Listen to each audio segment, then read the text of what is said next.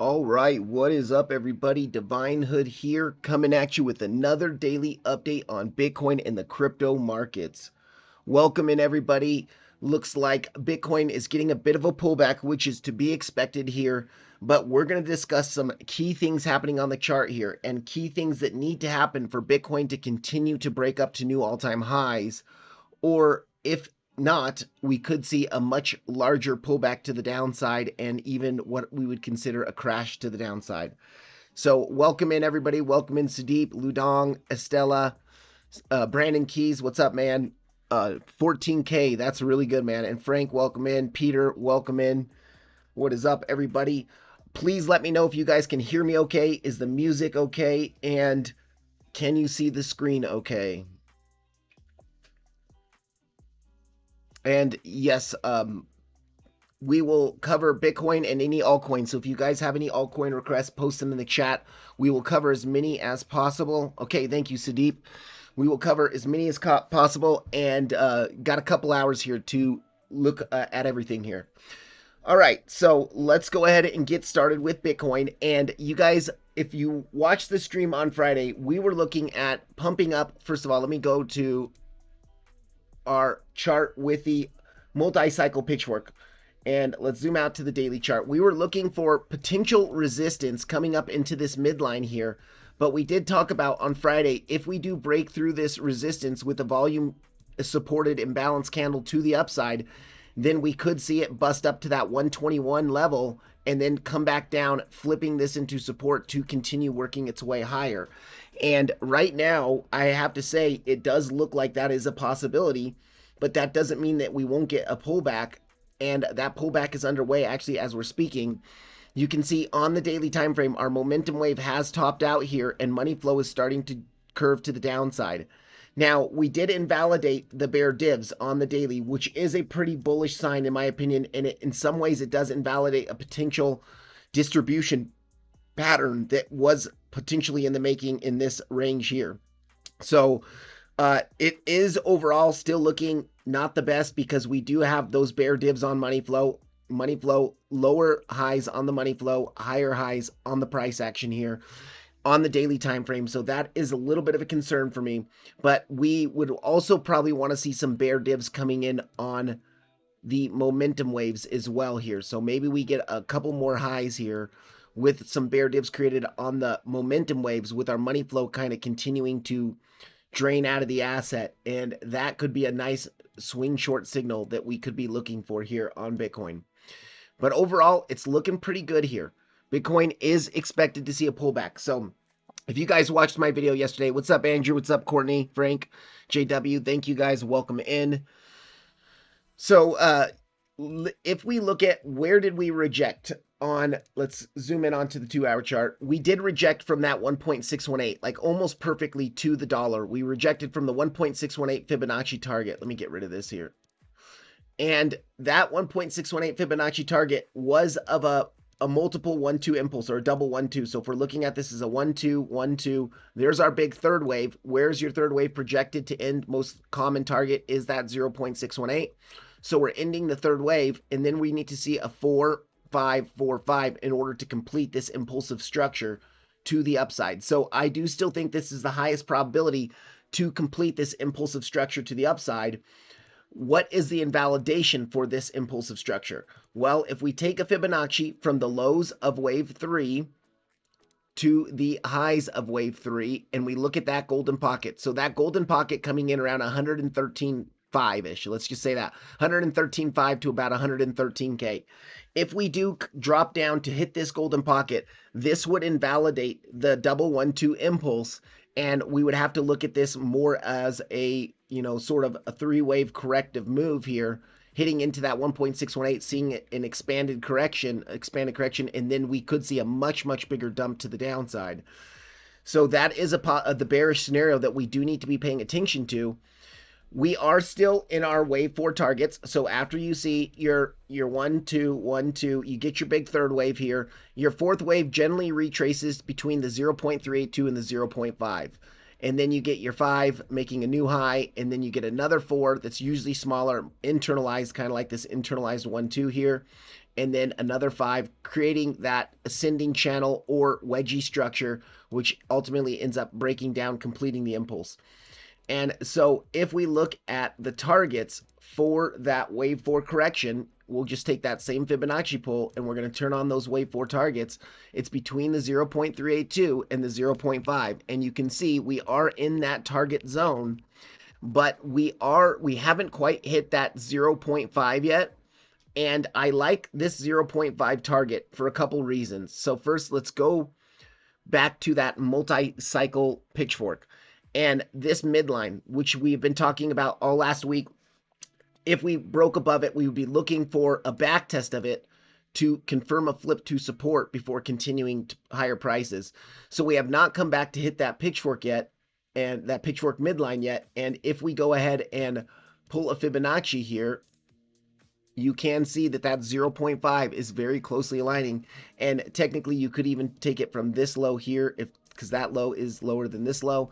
So that 0.5 is going to be very, very close to our midline here.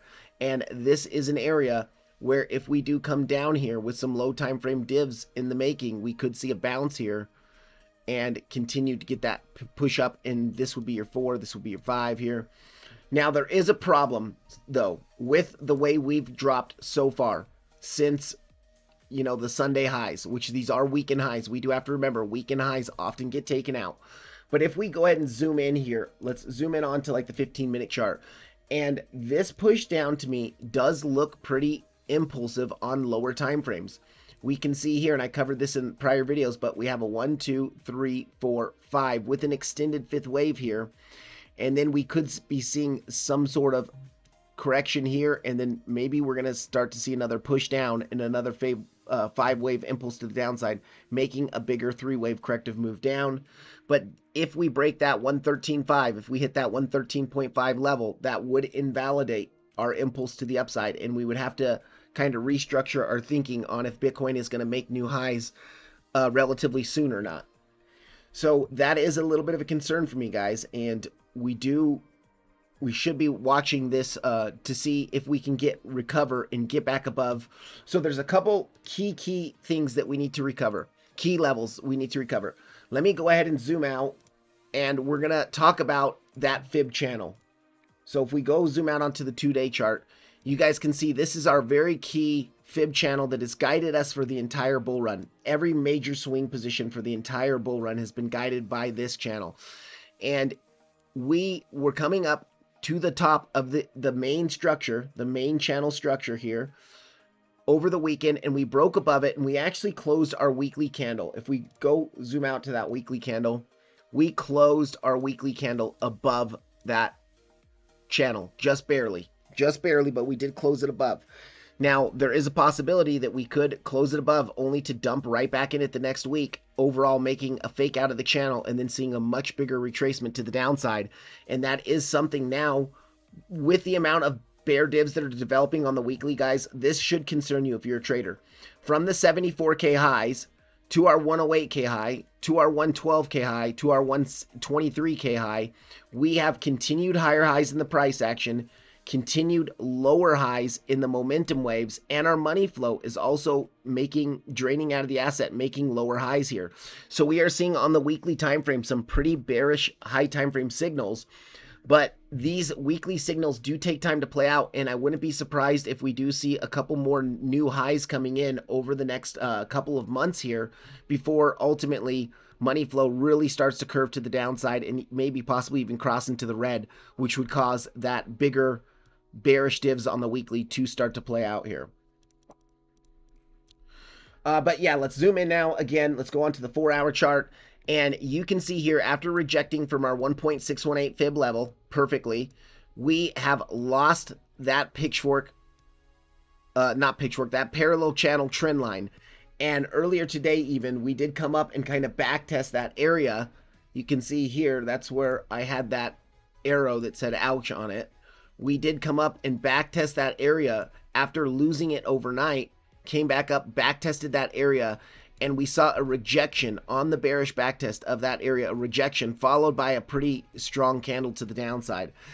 We are just consolidating in a little bit of a triangle here if we zoom in on lower time frames, but these triangles are continuation consolidation patterns.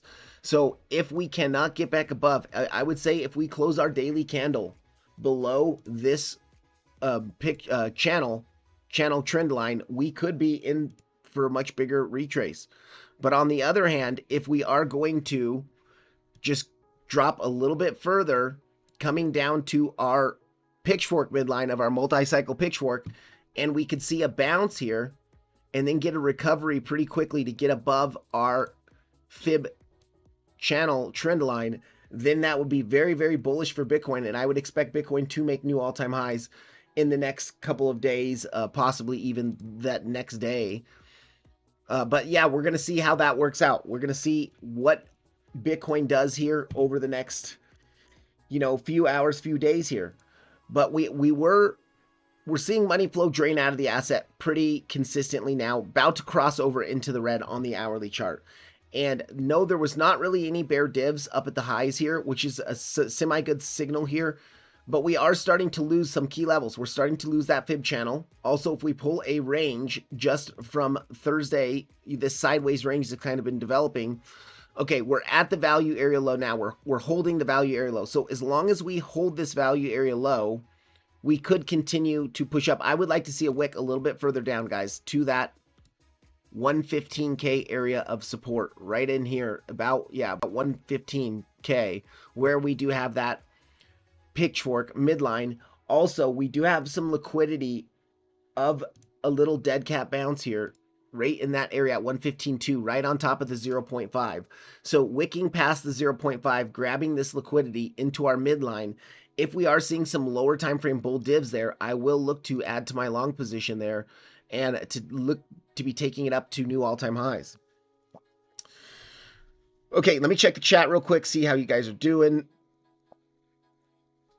Okay, perfect. Awesome. Hope you're doing well. Yeah, Ludong, I'm doing well. Thank you very much. Good trades for me as well. Andrew, what's up, man? Good to see you here. Han, yep, we'll cover CRV. So we're going to do SUI and CRV, and we'll do SUI first. We'll look at SUI in just a second. I am still long on SUI, looking to take it up to break those 429 highs. But let's just cover Bitcoin a little bit more here. So yeah, just seeing a little bit of a dump to the downside. Now, overall, I would say we looked at money flow on the hourly. It's about to cross over into the red. But if we zoom out to our more intermediate time frames on the 4-hour time frame, yes, we were seeing the bear divs coming up into that 1.618. Higher highs on price action, lower highs on momentum waves. But our money flow overall still looks relatively healthy, and you can see it's starting to try to curve up again. And our momentum wave is trying to bottom out here. On NAMI, the money flow is already bottomed out and is starting to come to the upside with our momentum wave bottomed out here. And so it's very, very possible that we just get a little bit more of a grind here for maybe the rest of the day into that support level. And if this holds and our money flow starts to really pick up again, I do think we will continue to break up to new all-time highs and finish that impulsive structure that we've been looking at here. And then let's go zoom out onto the 8-hour chart. 8-hour chart, we were seeing the bear divs as well. Now, this is not the cleanest bear divs. You do have higher highs here. You do have lower highs here. And on NAMI, there was no bear divs, but you can see one of the things that we're seeing here on NAMI right now is money flow is just crossing over into the red. So we need this money flow to pop back up into the green. Our momentum wave has bottomed out on NAMI on the 8-hour, and we really need to see this start to pick back up here. We are still holding the value area low of the range, which is a good signal. It's a very nice thing to be seeing right now. Money flow on the 15-minute as well. We are seeing some potential relief signals on the 15-minute. So looking at the 15-minute, we do have lower lows on the price action. We have higher lows on the momentum waves, and our money flow is curving to the upside, just crossing over into the green. But the important thing I'm looking at here is that NAMI just did print that hidden bull signal. And that hidden bull signal is a really strong signal for me, showing that we could see continuation. I mean, a little bit more consolidation before continuation to the upside. Maybe we're going to make one more low. Maybe this triangle will see a fake out of a breakdown and then right back up. Boom. Don't know what's going to happen, but I'm paying attention to those key levels, and I will be looking to add to trades or close trades depending on what happens at those levels. And as a trader, that's kind of what we need to do. We just need to watch the charts as new data develops so we can change our bias on what we're looking for. Okay, CVD, let's check out the CVD here. Let me just zoom out to the 15-minute chart. Yeah, so this last little dump that we just saw here, this last hour or so, this was a little bit of a squeeze to the downside. You can see here, a little bit of a squeeze. Our open interest is dropping. It looks like on both of these drops to the downside that we've seen today, they are squeezes. And what that tells me is there's a lot of people that are longing right now. A lot of people have been longing. And every time we get a drop here, that's just a long squeeze, squeezing out some of those late longers. But overall, our open interest, I guess, yeah, open interest is steadily rising here to the upside. CVD, I would say from these lows here, okay, it's pretty flat. CVD is pretty flat right now. Technically, it's going down a little bit, but we have this big kind of bowl in between. I don't like that. I like to see consistent, steady dropping in CVD for bullish absorption. So no clean biases, signals to give us a bias on our CVD and open interest charts. But we could develop some bullish divs if we continue dropping in our CVD and overall make a higher low below these lows here on July 10th.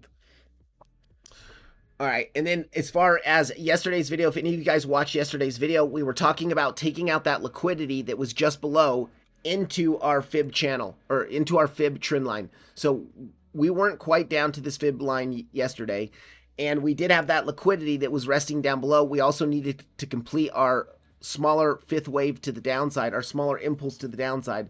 This little 1, 2, 3, 4, 5 here to the downside.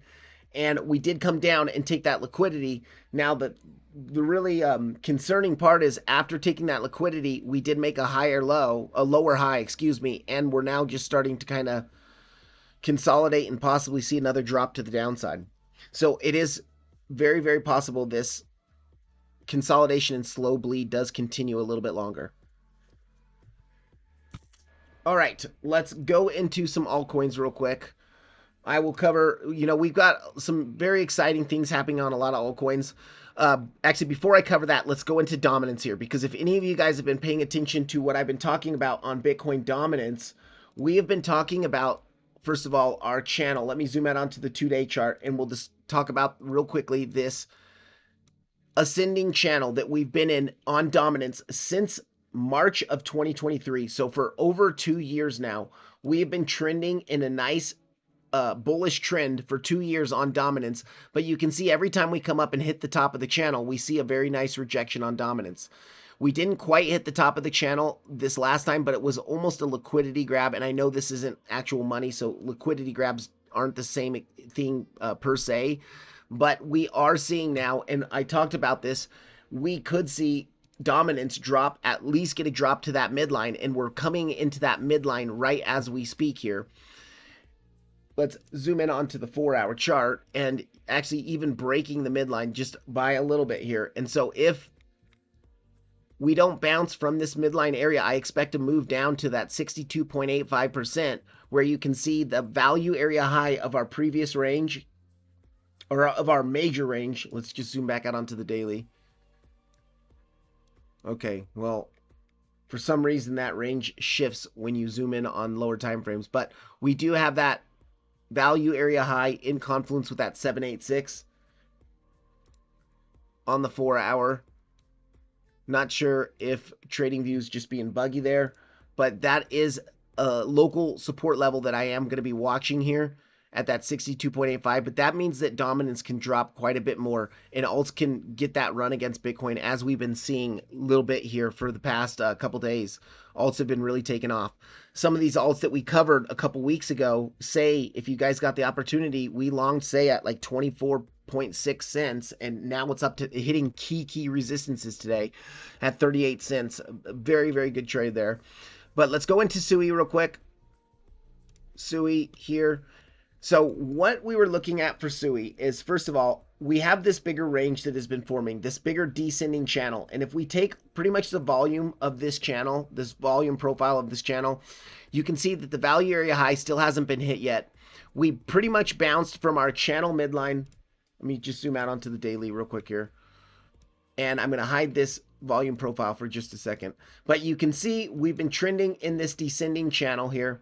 3 rejections, or obviously the 2 pivots were created off the first 2, the high and the lower high, and then we rejected a 3rd time. Came down to the midline. Now that midline was also a key golden pocket.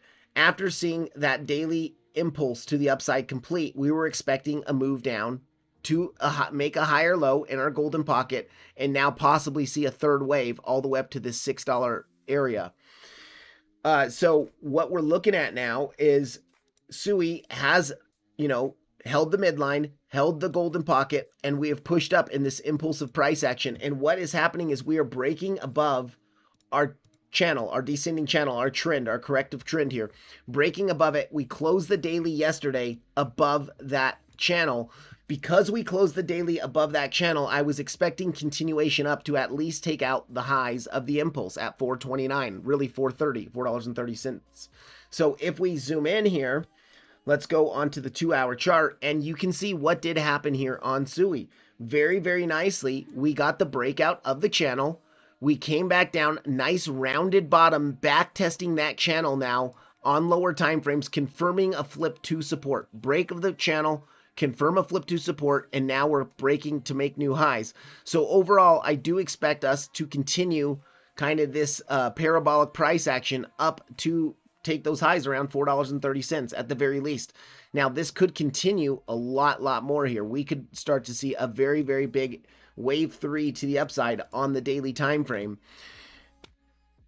Let's zoom out back to that daily again. Just looking at this structure, as all of this impulse could be a bigger wave 1, we could see that wave 2 down here, 3-wave corrective move down, and a wave 2, and all of this could be the start of a wave 3 that brings us all the way up to, that 6.47, even like the $7 area. I would say not quite the $7 area, but that 6.47, where that could end our wave 3. We could get a little bit of a retrace, and then we could push up in a wave 5, ending, around $7.60 here.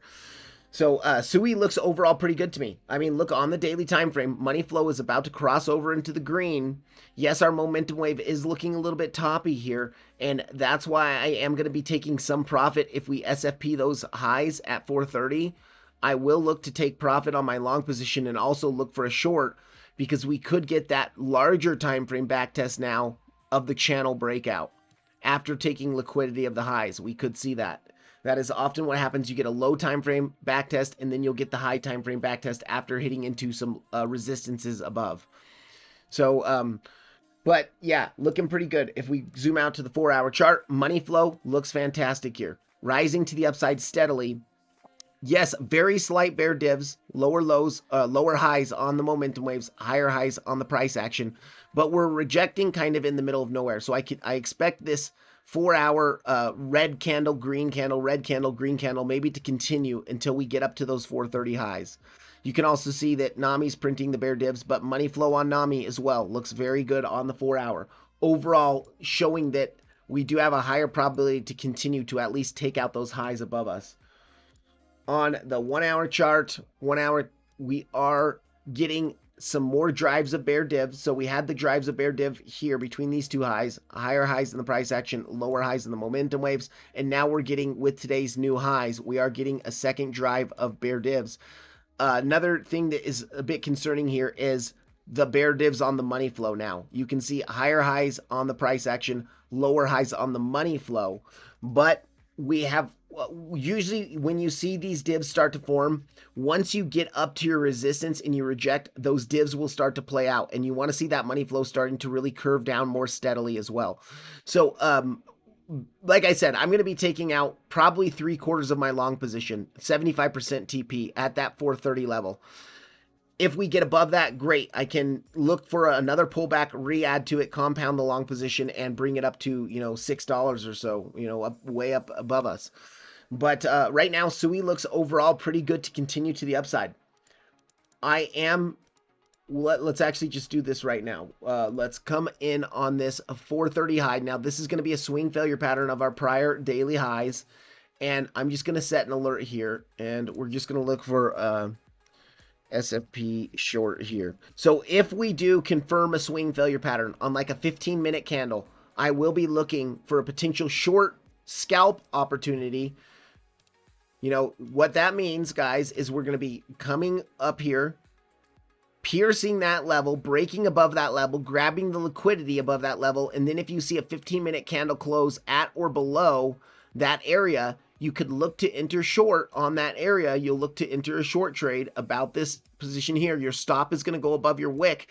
And what I would be targeting is just the higher time frame backtest of that channel. That's, a 6.5, 6.8 risk reward ratio on that trade, depending on how long this wick is, of course. But that is a local scalp that I would be looking to take. And then, of course, I'll be taking out 75% of the long here if that happens. Then I'll just look to re-add that. Once we hit here, look to re-add, we could see an SFP of these lows here, this rounded bottom lows, into that channel. And then if we get that big, depending on the reaction that we get here, we could get a big volatile move to the upside, breaking up to some much, much higher targets here. But yeah, I think Sui looks pretty strong, guys. Sui is looking pretty good here, breaking out.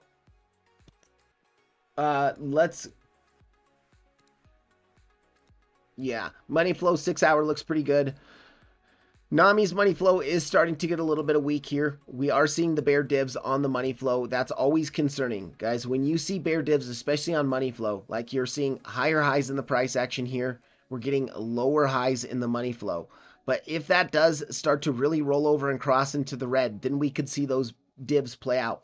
But once again, we're rejecting kind of in the middle of nowhere. I'm sure there is some sort of point of control up here.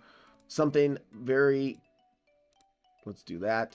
Okay. Yeah, value area high is about this area of our prior range. Let's look at... Yeah, naked weeklies. Okay, we'll check that out. Okay, and we did have a naked weekly, but we've broken above that naked weekly already. So nothing really in this area. Daily time frame. This daily's already been taken out, so, and we do have that lower high liquidity grab at 420-ish. We'll have to be prepared to watch for that as well. But I think if we get that close, we're coming up to 430. Let's actually just turn on some of our levels here. Naked monthly, we've broken above that naked monthly. I will look at deleting that. Let's actually just do this real quick. Confirm. Yeah, that naked monthly has been hit, so we can go ahead and get rid of that naked monthly. Naked weeklies. Okay, so guys, this is what we need to be watching for, because if we look at our larger range, let me turn off this real quick, and we're going to be looking at the SFP of these highs. But usually when you SFP, you'll come into a local resistance on that SFP. So if we look at our big daily range, let me get rid of this small range here. Let me clean up this chart just a little bit here for you guys. And if we look at our larger range, this guy here, You can see the value area high of that range is going to be coming in right where that naked weekly point of control is, between 441 and like 445.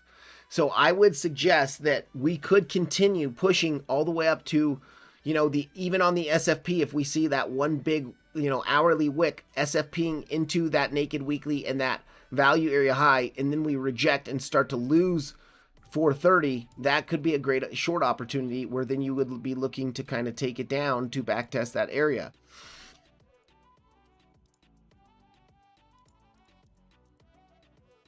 I'm just going to update this real quick, guys, so give me just a second here. I'm pretty sure those naked weeklies, yeah, so this naked weekly has now been tapped. I'm going to go ahead and get rid of this naked weekly here. And same with this guy. You can see we still have that fresh naked weekly above us.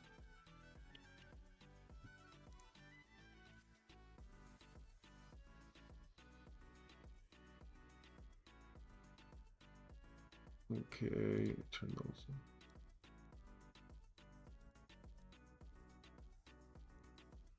All right. So yeah, that's what I would say for Sui. Curve. All right, let me check the chat. ETH, we'll check ETH out as well. Near, we can cover Near. I haven't done TA on Near in a long time, so we will do that. But let me just we'll go over XRP, Near, ETH, and Curve.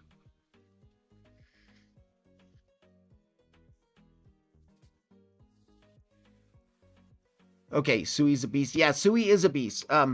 Sui, we could see a much larger follow through up to that 647 level, and it is actually a good project. So, Jasmy, we can look at Jasmy as well. We'll get through as many altcoins as we can, guys.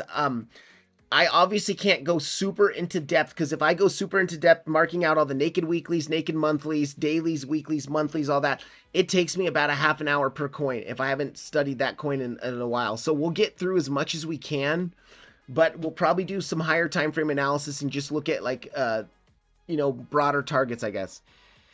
Just in, U.S. House fails to advance Crypto Genius Act and Clarity Act. Oh, wow. Okay, so maybe that's why we're seeing a little bit of a volatile downside candle this past hour or so. But overall, guys, that dominance is dumping to the downside, and Bitcoin is relatively holding up pretty well, holding up against above that 115K. If we lose 115K, I'll start to get concerned. But overall, it's looking pretty good for Bitcoin. And altcoins are rallying against Bitcoin with that dominance coming to the downside. We are coming up into some very, very key resistances. I'll cover for 1 minute here. Say, we were looking at, and if any of you guys were in Jason's Discord a couple weeks ago before I started streaming on the YouTube weekly, we longed this exact low right here at 2467. And we were looking to come up, if you break above the midline and then you flip the midline to support, ultimately we were looking to come up to the band here. And at the upper part of the band, let me get rid of this little guy here. At the upper part of the band, we had our golden pocket in confluence with the top of the band right at 38 cents. That's why I just took 75% of my long trade out from there, and I actually shorted that level as well as a hedge, because I am just looking to take it down to the bottom of the band, about 35 cents. But I made so much money on that long that I'm willing to open a short there as well. I do expect a little bit of at least, we know in these bands we do get those consolidation ranges that happen for a bit, and maybe before breaking up to hitting the top of the pitchfork, because I do think continuation is probable on say, but we are seeing a bit of a rejection from that 38 cent level here, which was a key resistance on the charts, being the top of the pitchfork band in confluence with our macro golden pocket of this entire move down. Okay, let's go into CRV.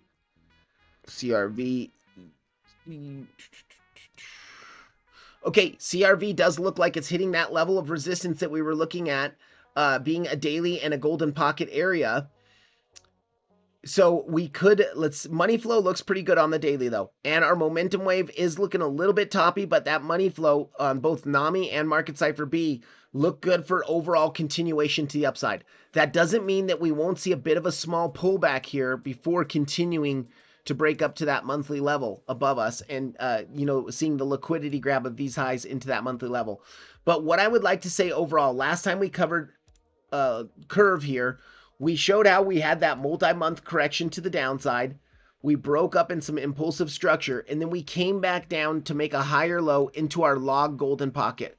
So this could be the wave one of a much bigger impulse to the upside. This could be a wave two. And then so far, if we even turn on our volume here and look at the breakout in volume that we're starting to see here on a wave three, if we're going to see a big wave three pushing up, really, really high, then we could see, we're going to want to see this volume continuing to increase here. And there's potential that we could overall on larger time frames see this run much, much higher, even coming up, to this 158 area. But I would like to, before we see that, we'll definitely see smaller pullbacks. Because remember, within your third wave, you're going to see a lower degree third wave. So like a 1, 2, 3, 4, 5 within your bigger third wave. So you're going to want to see small pullbacks within there. And those will be actually great opportunities to look for longs, to add to your long or to look for longs there. So we are at resistance right now on curve. Let's zoom into the 4-hour chart. Let's see how this looks. Yeah, and you know what, guys? Money flow looks very, very strong here. We're actually getting a green dot on the 4-hour. On NAMI, so this is what's a little bit concerning to me. This ascending channel that we're seeing right here, if we break this to the downside, then we could see a quick sweep to come take out our lows at 60.3 cents. But if we don't break that trend, we will probably continue grinding higher, coming up to that monthly level, coming up to the SFP up here into the monthly. And this is an SFP. Let me label this. But yeah, money flow looks good. We are developing those bear divs here, and then actually very, very locally within this ascending channel, you can see NAMI is developing bear divs here. Let's zoom in a bit and let's look at this channel. We'll just go to the 30-minute chart here. And I just want to pull a channel. Actually, let's go to that guy there. Let's bring it up. I don't like that high.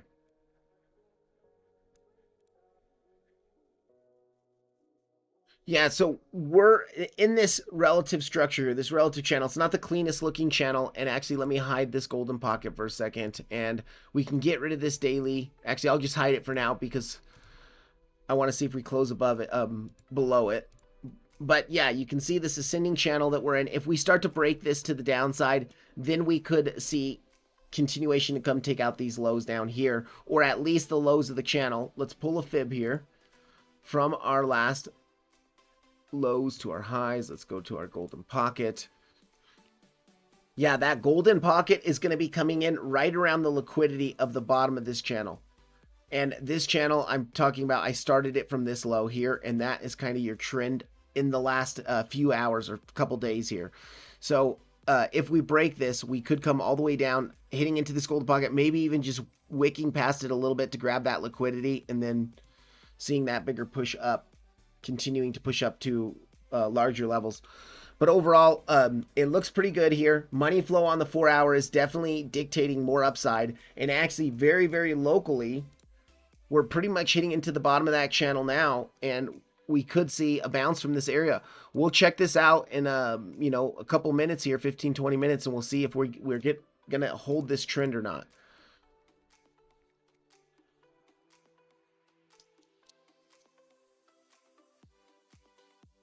Let's see. I'm just going to look at this channel here. So that's that. Let me look here.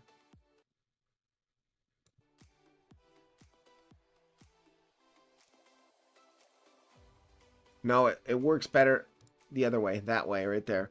So we are towards the bottom of the channel.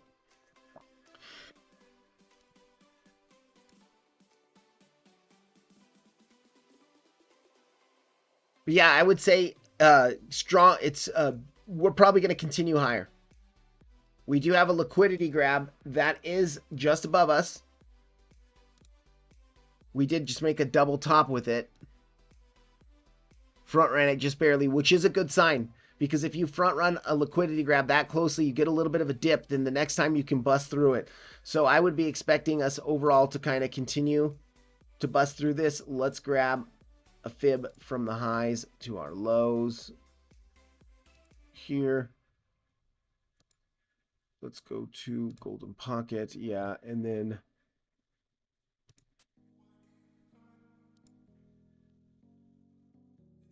all right, 43%. So let's turn this to log scale.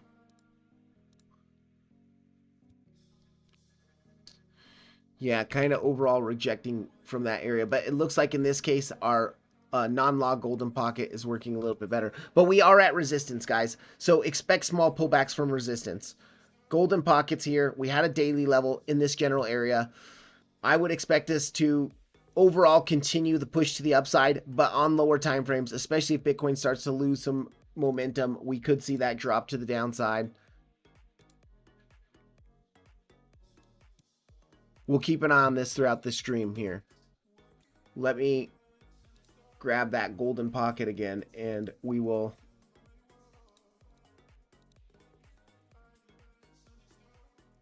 set an alert down by this golden pocket. Yes, guys, if you get anything out of this video, please hit the like button. And also, we do have a few sponsors of the channel. So, BYDFI, they are a VPN-free exchange and a KYC-free exchange. No KYC needed. All you need is an email and a password to sign up. If you guys do deposit just $100, you can get a $50 sign-on bonus. That's a 50% added bonus. This is going till July 25th. They've extended this here for us. And then, depending on how much you deposit, you can get various 10 to 20% discounts or additions, bonuses on your initial deposits. They're also offering a minimum of 17% discount on trading fees, but depending on how much you deposit, you can get up to 40% off your trading fees, which is huge. If you guys trade daily like I do, that's huge, and that does add up.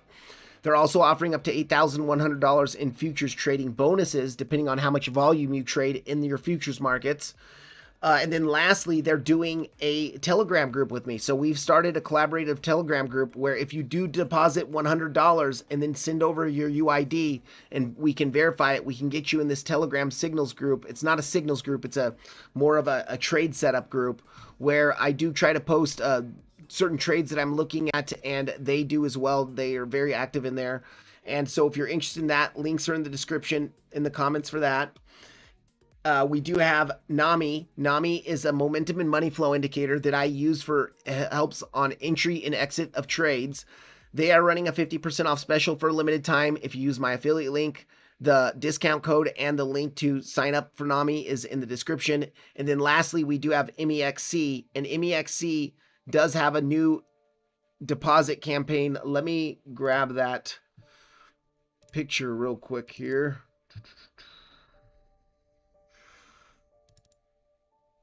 All right, MEXC does have a new campaign going through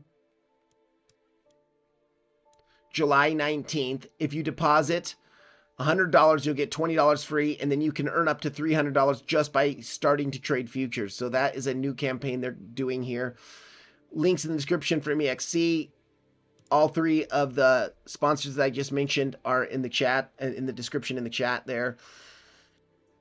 And let's get back to the TA. So we did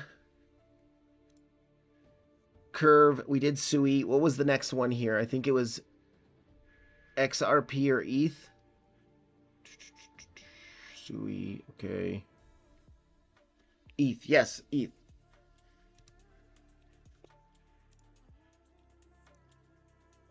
Okay, so for Ethereum, we have broken out.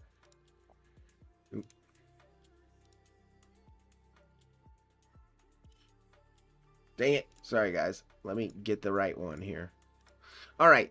We are starting to break out of this key bearish pitchfork. So let's zoom out onto the daily time frame. You can see we bounced from the bottom of the pitchfork. We worked our way up, flipping the lower band to support, coming to the upper band, ranging for a few months, 2.5 months around this upper band. And now we're breaking out of this range, even breaking above the top of the pitchfork, but we're coming up to that key resistance. And we talked about this resistance in the last couple of live streams. So it should be no surprise to you that up in this area, we have our macro golden pocket pulled from the cycle highs down to our lows. That golden pocket in confluence with our multi-year bull market trend. You know, this log channel, this pink log channel has been our trend for the entire bull market. Now, once you break that trend to the downside, yes, you can sweep the liquidity of the second pivot and then see a push back up. But if you come up and you see a bearish backtest of this larger trend and reject from this area, it is possible that you could continue down to make new lows even below the lows that we created a couple months ago. Now, I'm not saying that's going to happen, and I do expect some sort of small rejection from this purple box between 3,000 and like 3,200 because it is such a strong resistance. Being that bearish backtest of that log channel, it is our macro golden pocket, and we have a naked weekly point of control up in there at 31.36. I do think we could come a little bit higher towards the top of this box, and I am still long on ETH and even have not even taken any profit yet. I think I took 20% profit when we hit the 618. But that's about it. Most of my ETH long is still open. And the reason why it is still open is because we, on lower time frames, you can see we came up, hit the top of the pitchfork, kind of chopped around the top for a bit. Over the weekend, we were trying to break above it over the weekend, and we really couldn't break above it over the weekend. But then come late Sunday and on Monday, back test, come up to that 618, finally hit into the 618, back test again, a little bit of a wick down past it to grab lows from Sunday. And then now we're pushing up again, taking the highs out. So we're in the small range here. And oftentimes you will see smaller ranges that are great to trade. So within this area from Thursday, you could just be trading this range. And anytime you come down to the value area low or see liquidity grabs of weekend lows, you could look for longs.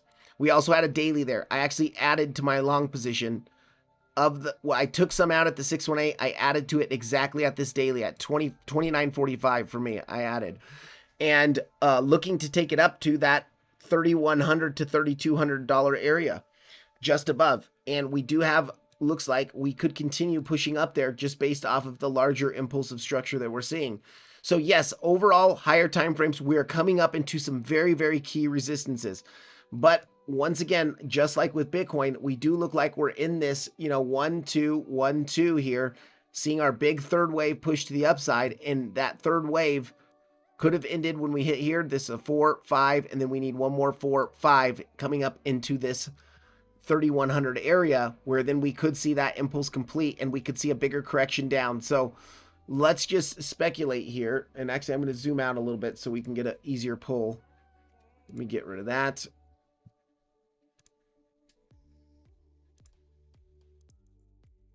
All right, and let's pull our golden pocket from the lows of this range to, I'm just going to pull it right up to that 0.65. And that golden pocket, if we complete this impulsive structure here, and then we expect a bigger pullback, because I do think we're going to get at least a decent rejection from this area, we can pull back to the golden pocket.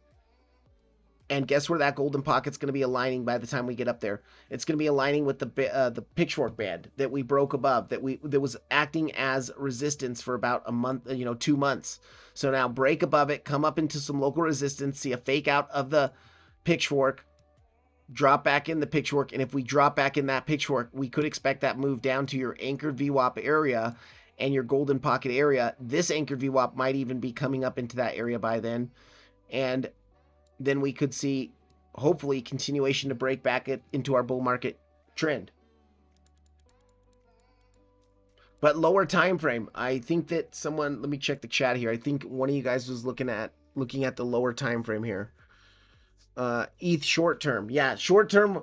Well, okay, we're at resistance. We're at a bigger resistance right now. Cautious. I'm definitely not looking for longs in this area. Now, if you were already in a long from like way down here and you took profit up here, it's okay to add a little bit at the daily like I did, the range lows at the daily, just to bring up a little bit higher.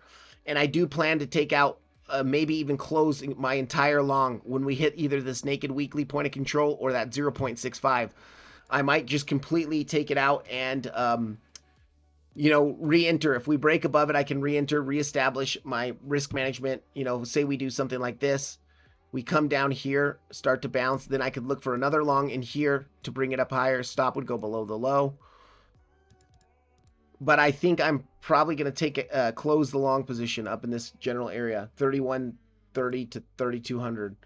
But shorter term, let's zoom in onto the 15-minute chart. We're in this range. We've been in this range since Thursday.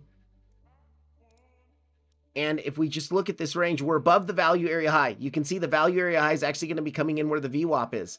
Now, because we're breaking above the value area high after taking out weekend lows, let me grab that there. Sunday lows, we SFP'd Sunday's lows, weekend lows into the value area low.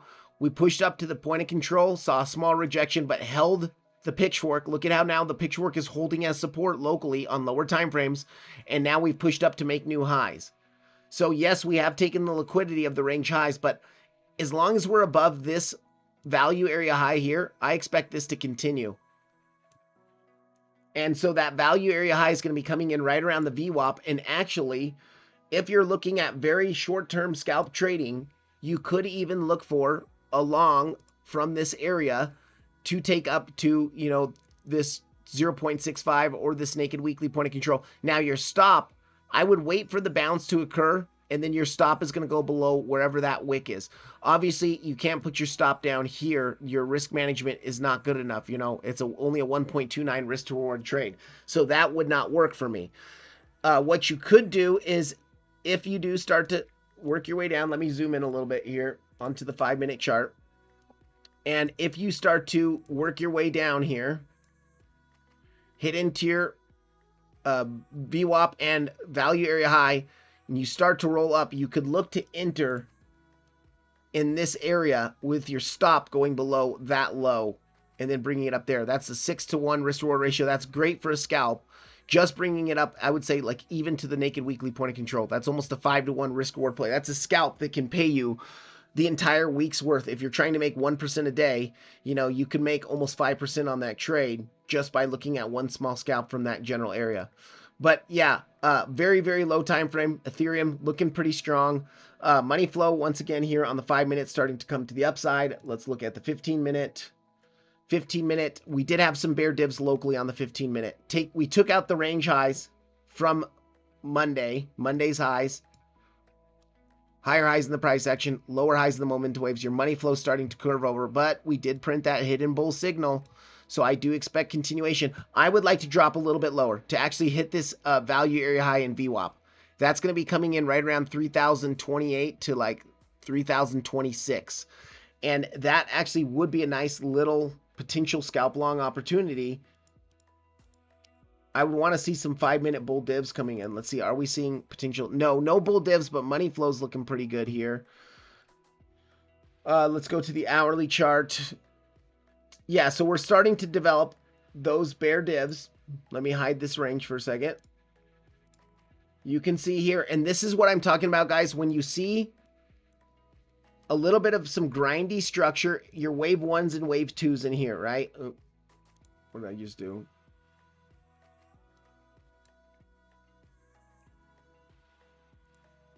So you see your little grindy structure here. Then you get your big, nice impulse up here. So you have your wave 1s and wave 2s down here. Your big third wave is your big explosive move that you generally want to catch. And then you start to develop this exhaustive type price action that forms this ascending channel structure in your 4-5s. And that means that your buying pressure is starting to get exhausted and you're coming up into resistance. So let's actually mark out a channel. We'll pull it from the 2 highs here. We'll bring it down to the lows. You can see this channel's being really nicely respected. Let me get rid of this real quick. So yeah, very, very nicely respected 15-minute or 2-hour channel, ascending channel, hitting into the top of the channel. Look at where the midline is also, guys. The midline is where the VWAP is, where our value area high is. So it makes sense that if we're going to hold a scalp position, that area right there, midline, value area high, VWAP, could be the area where we bounce. And here's the thing, guys, we could continue to just grind within this channel until we come up to that area. Being the top of the channel, it would also be the top of this trend. And this is your exhaustion starting to kick in on the larger impulse. You're starting to see some exhaustion in the buying and creating bear divs here. We're creating bear divs by forming this ascending channel. 3 higher highs in the price action, lower highs in the momentum waves, and your money flow is starting to drain out of the asset. So I would be a little bit cautious about long. I definitely wouldn't be longing unless it's the scalp that we just talked about. But your risk management, if you're going to long at macro resistance, you have to know what you're doing, because I could say, guys, long $3,028. And if you don't know to put your stop just down below at like 3,020, you're going to be longing into macro resistance, which is the dumbest thing you could do. And with bear divs confirmed on the chart. So I actually would say even that scalp we just looked at, the risk reward ratio was good, but it's a high risk trade because we're at macro resistance. If you're a scalper and you understand what you're doing with risk management, it is an acceptable thing to look at. But if you don't understand, do not try to play along into macro resistance. You'll just be building bad habits and possibly destroying your account. But yeah, trend, as long as this channel doesn't get lost, this pink ascending channel that we just drew here does not get lost, I do think we will continue to kind of grind in this exhaustive mode until we get up just a little bit higher, at least to that naked weekly at 31.36. But then from this general area, guys, I mean, let's zoom out to our daily chart. Let's see how our daily looks. Yeah, momentum wave is topped out. By the way, our stochastic RSI and our RSI are pinned together like this. And anytime they're pinned together, you generally form a top and you see a bit of a dump to the downside. So you can see they were pinned together at this top, got a little bit of a move down here. And then pinned together again at this top, right up here, got a bit of a move down. So now we're starting to pin together into macro resistance. I would just be very, very careful, guys. And actually, I would say it's a very high risk to take that scalp that I just talked about. Unless you absolutely know what you're doing, I would not look at taking that scalp. So if you are, like for me, I'm not going to blindly set a limit order right here and hope it bounces. I'm going to wait and watch the chart very, very closely, see the bounce occur. Once we bounce and start to kind of reclaim some of these lower highs here, I would bounce. And then if we start to reclaim this lower high at 30.36, then you could look for the long. Pushing up to the naked weekly, and then your stop is obviously going to go below wherever that wick was. That's still a high risk play because we're at macro resistance, but that's a decent scalp trade there.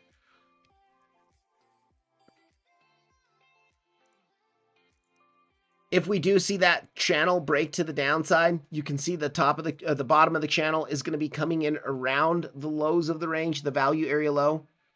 It's going to be a little bit lower, higher than that value area low. But if we start to break that down, then we're probably going to see a much bigger move down on Ethereum.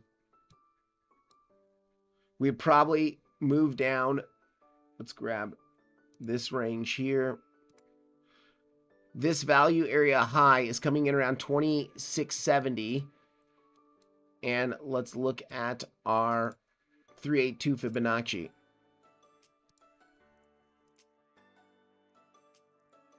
Yeah, I would say in this general area. We do have a nice order block here. 4-hour order block in this little guy. Followed by an imbalance candle. That's nice. But I would say, look at this money flow. Also printed a hidden bull div on the 4-hour. So continuation up a little bit higher is likely. I think we're going to continue to grind within this little exhaustive structure, at least until we get up, 31 to 3200. Okay, that's ETH for us. XRP. We'll go into XRP. XRP is hitting our resistance that we talked about. We talked about this on Friday. I also talked about it in my stream yesterday. But if we look at, and this is our local support level that I'm watching, by the way.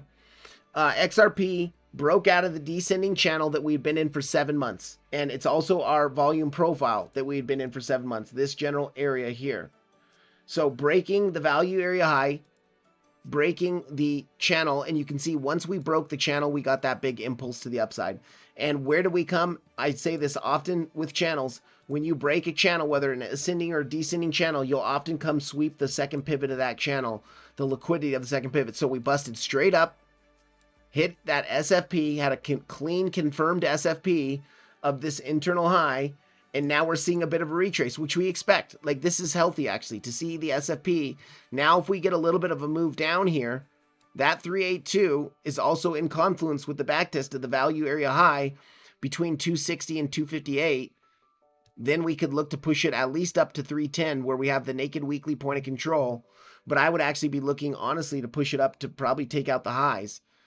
We do have some resistance above us, but some other resistances above us. Let's look at, I believe this box has been on the chart. Yeah, it's the value area high of our very, very small range. That value area high was of this little range up here. So it's not a very important value area high, but we also have a naked daily point of control up there. So some micro resistance above us at like 328 to 329. But really, I would expect us to come up and take out the highs, whatever 341 or whatever that is, 340-ish. As long as we're above 260, we have high probability to continue up to 310 and then 329 and then 340. XRP looks pretty good here, but let's look on some lower time frames. Let's go on the 2-hour chart.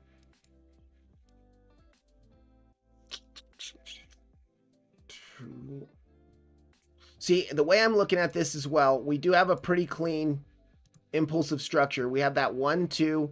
This does look, the problem with this is a 3-wave corrective move, so you can't count that as another 1. You could count this as a WXY correction in here before starting your 3rd wave and pushing up. So I would be looking at, but if this was the end of your 3rd wave, you got your pullback to grab your lows, your little range weakened lows in a wave 4. This could be your wave 5. You could be topping out here, and now we could be forming a bigger 3-wave corrective move down here. With this corrective move, let's actually just look at this because I haven't looked at this yet today. But if we pull a golden pocket from the highs to the lows of this move, let's turn on that golden pocket. Yeah, that's pretty much right where we rejected. So that's a semi-bad sign. We reject from here. So now it looks like we could get that 3-wave corrective move down, maybe to come take out these range lows. Let's look at that. Let's pull a trend-based Fibonacci extinction. Yeah, okay, so your target is going to be between your 1-to-1 and 1.236. So that is between 272 and 267. But look at where our lows of our range is. Pretty much right into that 1.236 there. Even maybe coming down to this area. So I would say we could continue to drop just a little bit here on XRP. Let's look at our small little channel that was developing here. Yeah, so we're breaking this little, oftentimes guys, when you see this, you know, very clear 1, 2, 3, 4, 5, very similar to Bitcoin. So you got your 5-wave impulse down, and then you develop a 3-wave move or a series of 3-wave moves, you know, a WXY in here, but you oftentimes reject from the lower high golden pocket. So what this tells me is we started with an impulse down. We came up in an ascending channel, which is a bearish structure that eventually breaks down with volume, hitting into our lower high golden pocket and rejecting, and now we're starting to lose the trend here. So I expect us to at least come take out our lows from earlier today, or from yesterday, excuse me, from yesterday, Monday's lows, but we're probably going to continue down in some impulsive price action to this general area in here.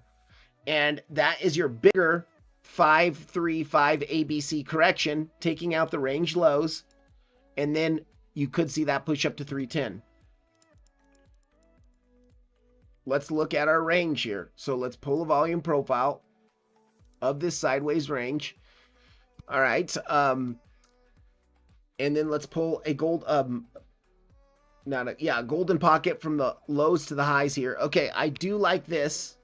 We have not come down and hit this gold. Oh yeah, we did hit the 618 of the golden pocket.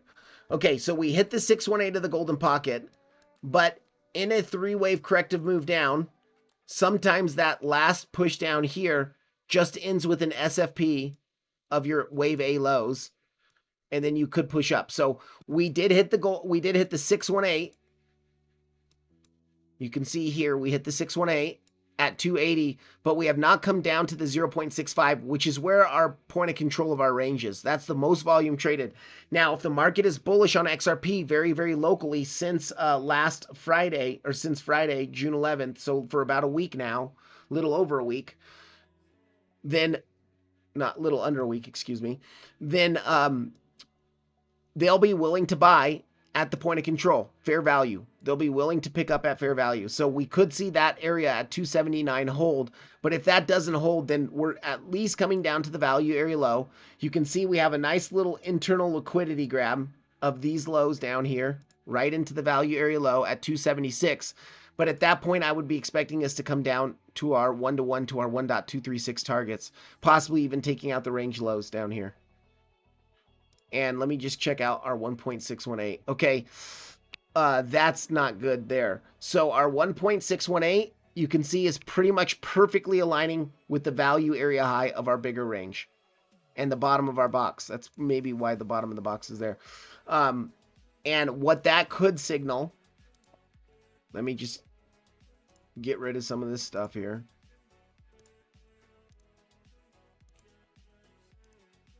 Is the start of a bigger impulse down, because we did get the liquidity grab on higher time frames. Now, and we did say this could possibly be the fifth wave of that 5-wave impulse. And now if we're going to see a bigger push down, this could be your wave 1, this could be your wave 2, and you could see a wave 3 that most commonly ends at your 0.618. See a little bit of a bounce from that macro value area high, and then you could get one last push down. Now, you in this fifth wave, you really wouldn't want to break back inside this volume profile too much, your macro volume profile.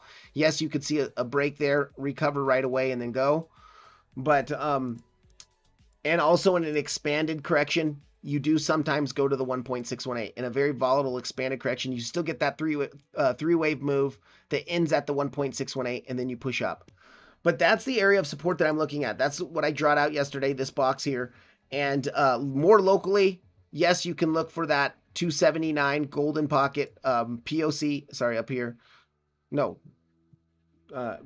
Further back. 279, I was right. 279 golden pocket POC area. But other than that, I would be looking to come down a little bit deeper. We're at macro resistance. Once again, guys, a lot of these coins are hitting into macro resistance. Say, hitting into very macro resistance. Key golden pocket, top of the pitchfork band. You know, that's why I shorted 38 cents. I took profit and flipped short at the same exact time at like 38 cents. Say is not quite... I think Say can go a little bit higher. Sui, excuse me, Sui. Ethereum is in its key resistance. I do think it can grind a little bit higher in its resistances, but a lot of these coins are at key resistances, guys. Ethereum, or not Ethereum, XRP, key resistance. Solana, by the way, Solana is actually in a, it's at a big resistance, being that golden pocket. If we look at our golden pocket pulled from the last big daily high to the lows, we're in that golden pocket area along with the anchored VWAP. And we were seeing some attempts to break out above it, but these two failed attempts, and now we're back underneath it, and we're back underneath the anchored VWAP is not a good sign. And we could move all the way down to this 145 area. I still did look at taking out the range lows. Yesterday we talked about this, taking out the range lows. We did see a liquidity grab of those range lows, so that could be it. You oftentimes will see a B flat where you come take out the highs of A, and then you come down in a C and take out the lows of A. So this could have been our flat correction that we just saw, and now we're going to continue pushing up and breaking up into that real macro area of resistance between 192 and 200. I am still long on Solana, but it's from much, much lower. So, and I did take some profit at 164.1. Okay, let me check the chat here, guys.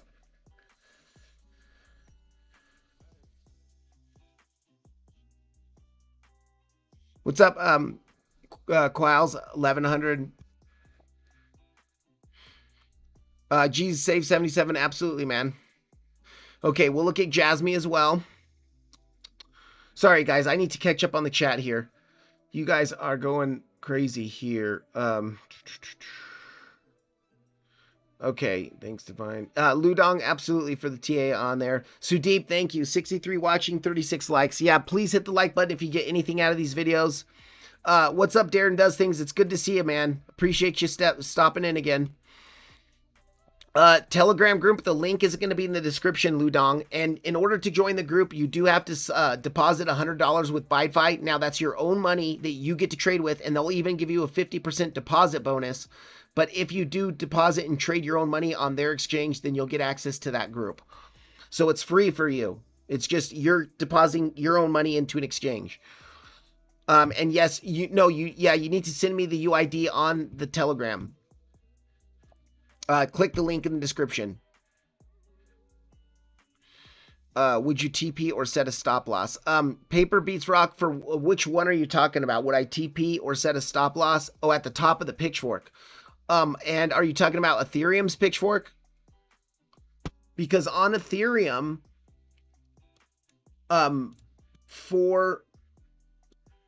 wait, I think you're thinking about Ethereum.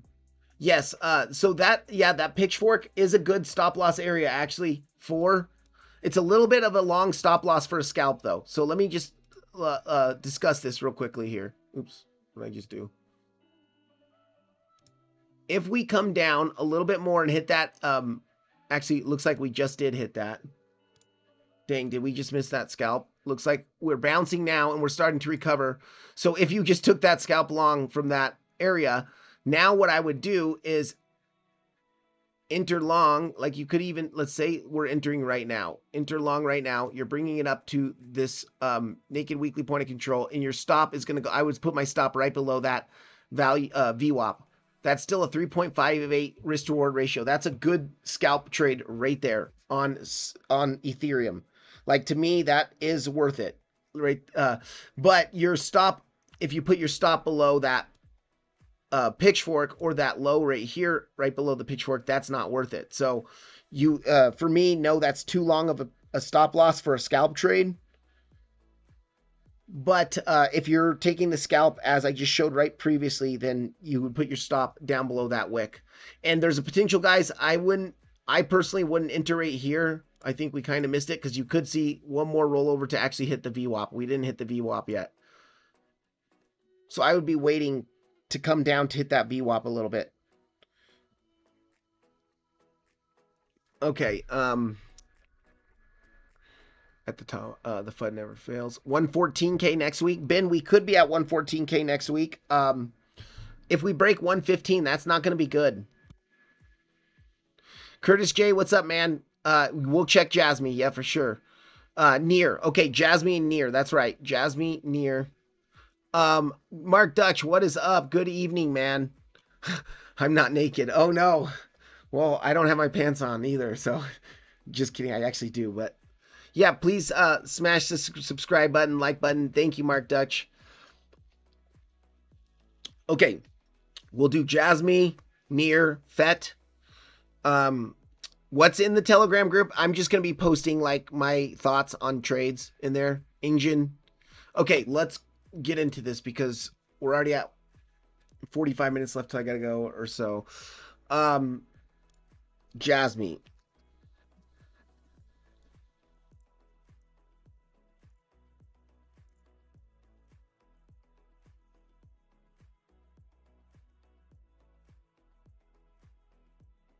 Gosh, it's been a long time since I've looked at Jasmy.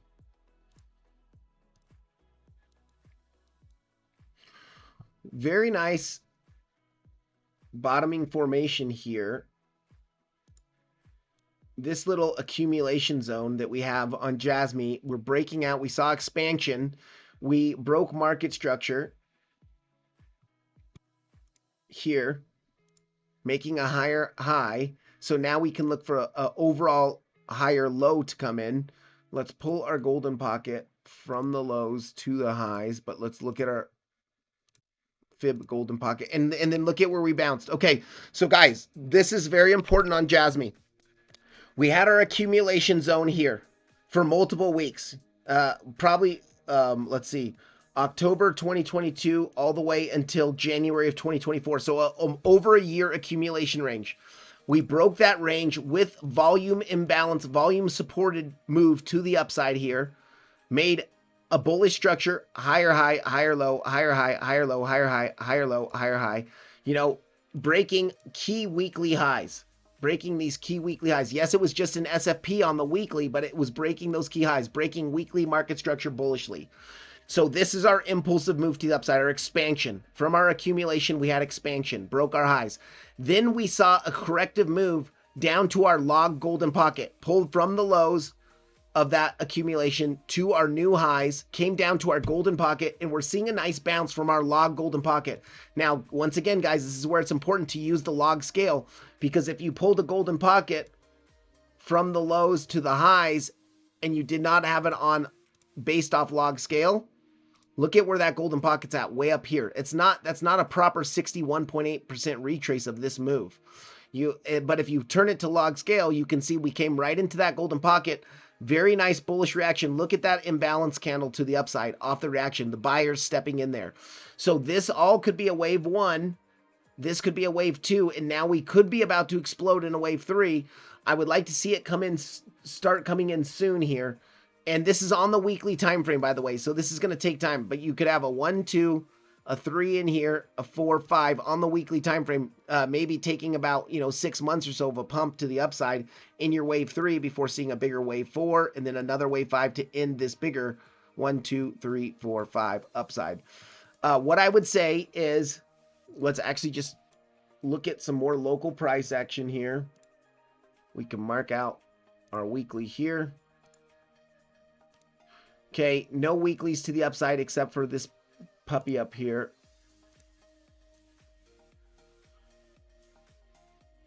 And we can look at this range that we've been forming here on the weekly.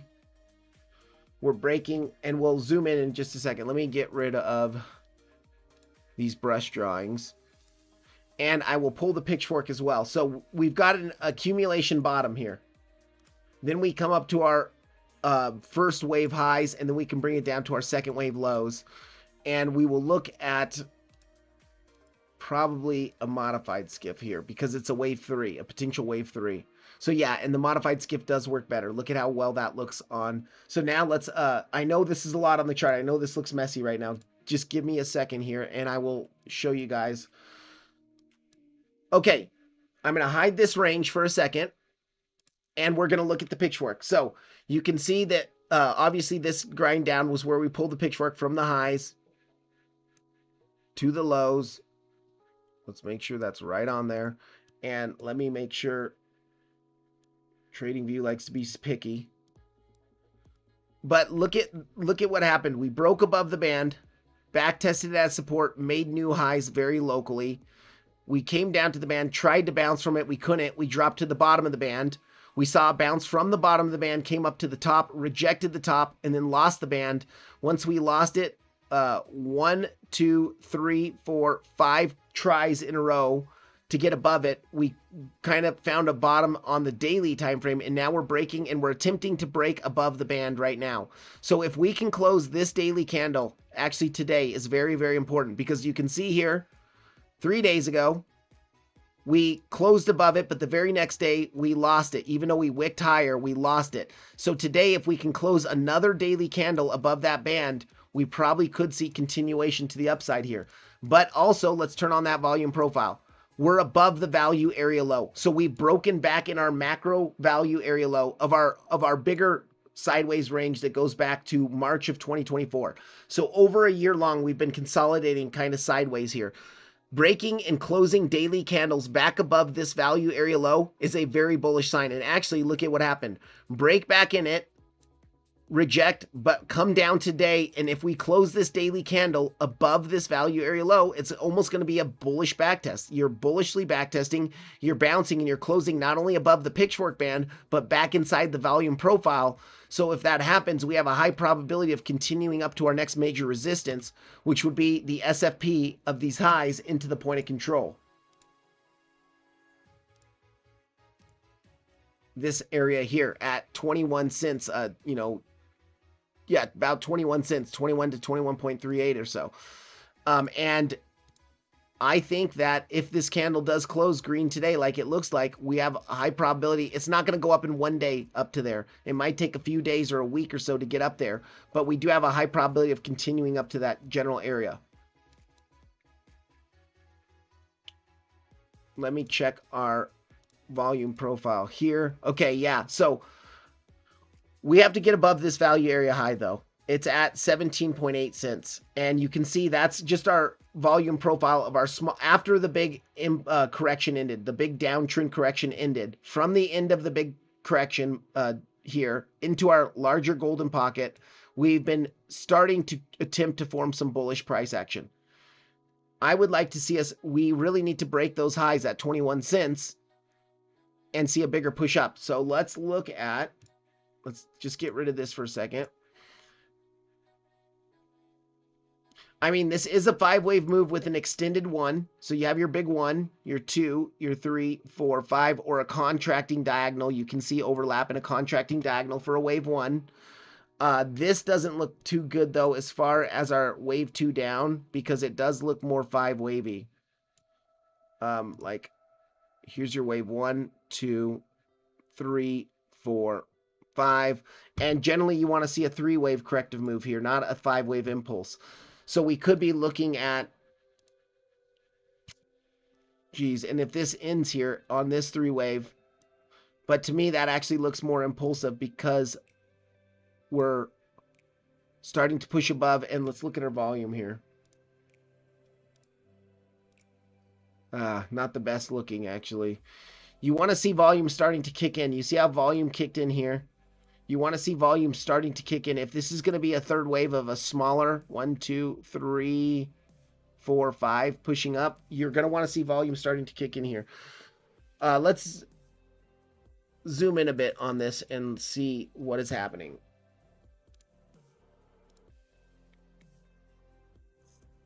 Bear divs. Money flow doesn't look the worst, but it now is consistently draining out after making those bear divs.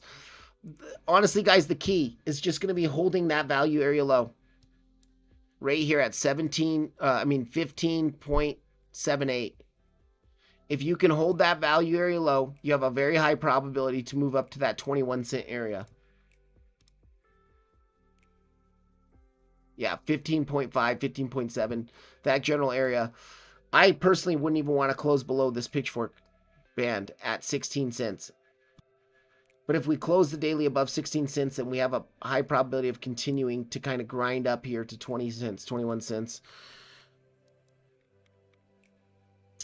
And once again, guys, this volume profile of this lower price action here, the value area high that we're kind of at, we need to break above that. So we're stuck.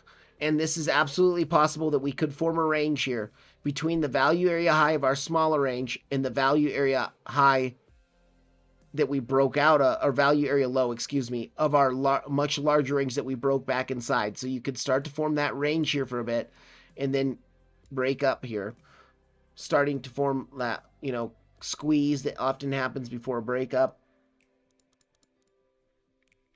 But I would like to see us get above that 17, 18 cent area.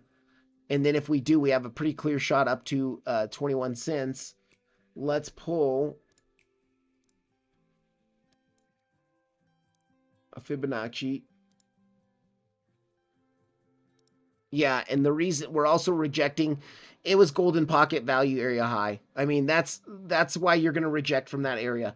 So the fact that we did reject from our golden pocket and our value area high here is a little bit concerning, but once again, guys, on that rejection, we came down to backtest the macro value area low, and it's holding. The one thing I would say, we are developing some bear divs. So let's now even zoom in even more. Let's go on to the 1 hour chart. If we come up to our very local golden pocket and reject that, it's not going to look good. So let's pull this golden pocket of the last 1 hour move down. So coming up into, what is that? 16.85 to about 16.93. If we do this, because this does look a little bit impulsive here, if we come up here, reject, then we're probably going to see a move down and possibly even to the bottom of the pitchfork, but we would be losing our key value area low. That would not be a good thing. That would mean overall on larger time frames, let me hide this smaller range. On larger time frames, that would mean we tried to break back inside the value area and then we rejected, and now we're rolling over, which means that we could come all the way back down to the bottom of the pitchfork.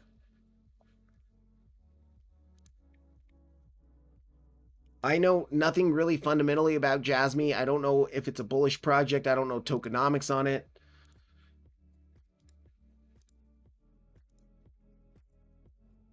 Let's go to the daily time frame.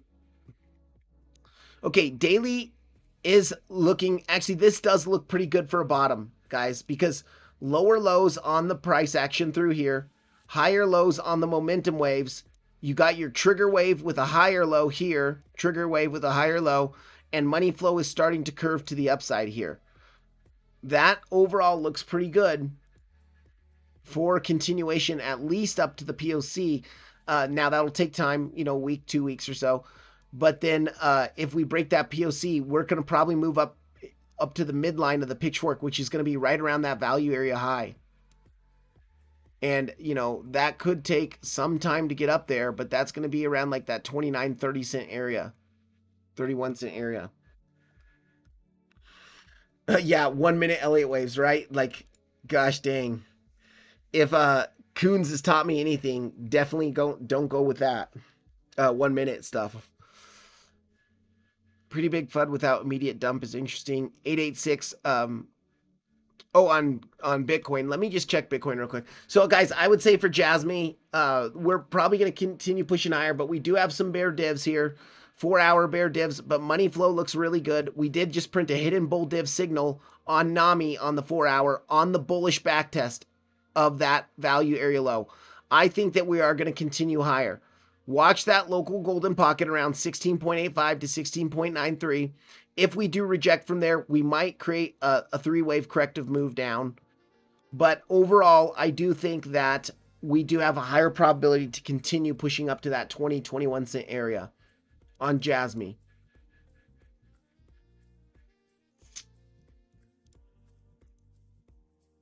Okay, Bitcoin. Yeah, we're just consolidating still, guys. I think that I would like to see a move a little bit lower here, a little bit lower into this general area. If you guys missed the beginning of the stream, I would recommend going to look at that. That is that bullish backtest of our multi-cycle pitchfork midline. We broke out of it with some volume imbalance to the upside, and we still have not come back for the backtest yet. So if we come down there, which is also our 0.5. If we're looking at this as a 1-2, 1-2, this is your big 3-wave. Your 4-wave generally comes between the 382 and the 0.5. And then we could see another 5 and then a 4-5 to end this bigger double 1-2 impulsive structure.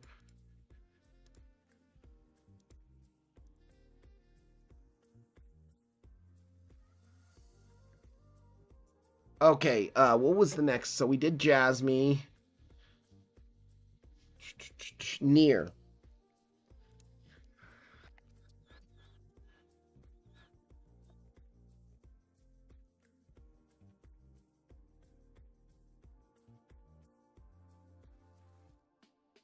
Oh, is this a... Let's see. Isn't there a better chart for near? There we go. I haven't done TA on near in a very long time.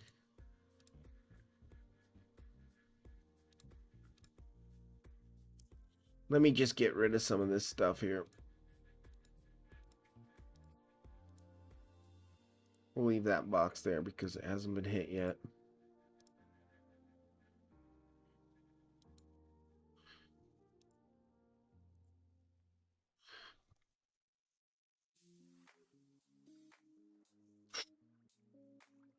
We are seeing some very slight bull divs on the weekly, but your money flow doesn't look the best on the weekly on near.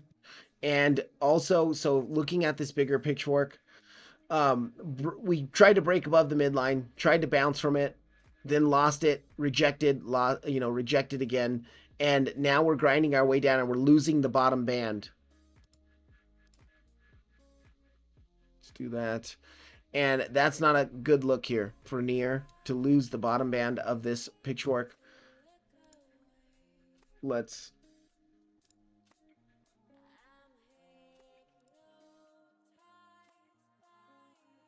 mark out that. Okay, that one's been taken. This guy just above.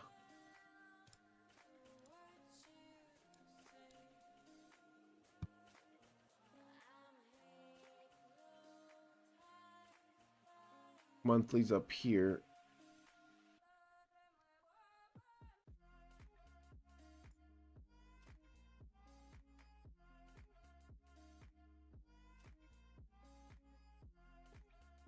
It does look like we're starting to find a bottom though here.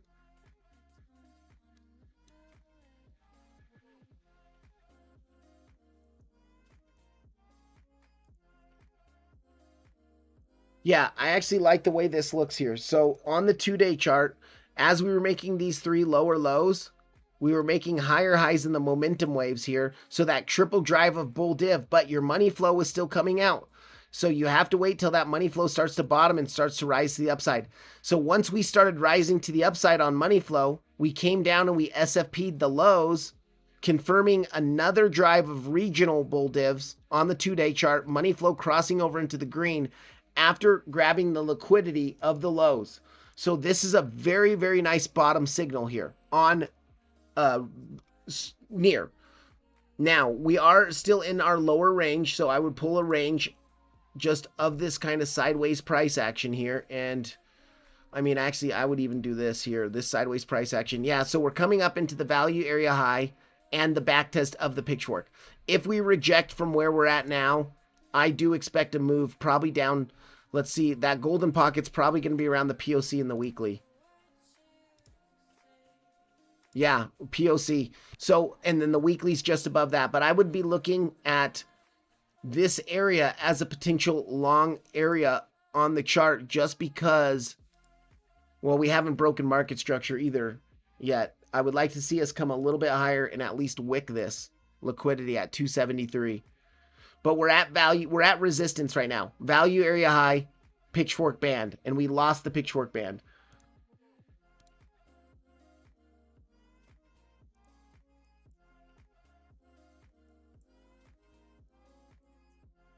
Money flow is curving up, about to cross over into the green on the daily, but that doesn't mean we can't get a small pullback from this area. We have not pulled back, and you see our momentum wave starting to top out here. So even a pullback would be nice to see to get down, and you know, we could pull back just to grab these little range lows down here, like these little lows. Let's zoom in a little bit more. And let's pull a volume profile of this range. Okay.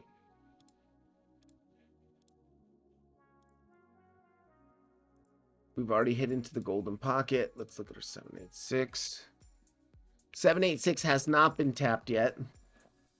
But honestly, if we reject from this general area, let's see, did we come up and hit that 886? So now what I'm checking is locally we've been in an uptrend for some weeks now, for some days now. So if we came up into the value area high in the pitchfork band and rejected almost perfect.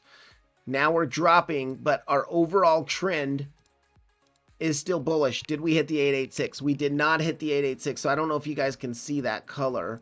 Let me change that. We have not hit the 886 yet. We rejected from the 786 with a little bit of a wick past it. So if we did hit the 886, then it would have made it more probable to come take out these highs. You know, maybe SFPing this 273. But we did not quite hit that. So we are rejecting from a 786. And there's a potential that we could come down and grab these range lows at 240 before seeing continuation. If we break 240, there is some order blocks in here that we have that could, you know, give us some reactions. But that golden pocket pull coming in around the weekly and the POC is kind of where I'd be looking at.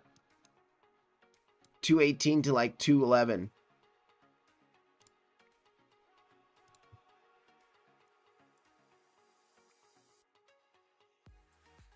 All right, let's look at this from the lows here to the highs.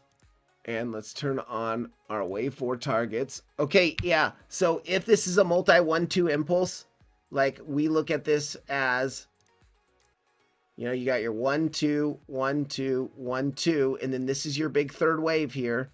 You're going to see 3, 4, 5s. Well, your fourth wave targets are between the 382 and the 0.5. Well, look at where that 0.5 is coming in. So if this is a fourth wave correction and we're going to see this 3-wave move down, hitting into that 0.5, grabbing these ranged lows here, and then pushing up in a wave 5, even to just come take out the highs at 273.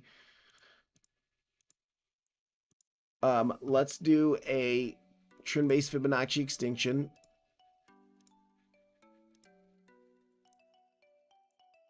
Yeah, and your 3-wave corrective target, that 1.236 is right down there as well.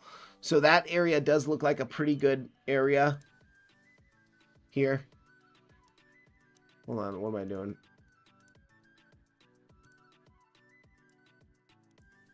That 1.236, 240-ish area looks pretty good.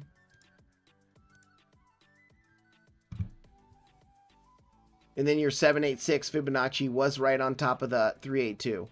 If you guys look at that, from the range lows to the range highs.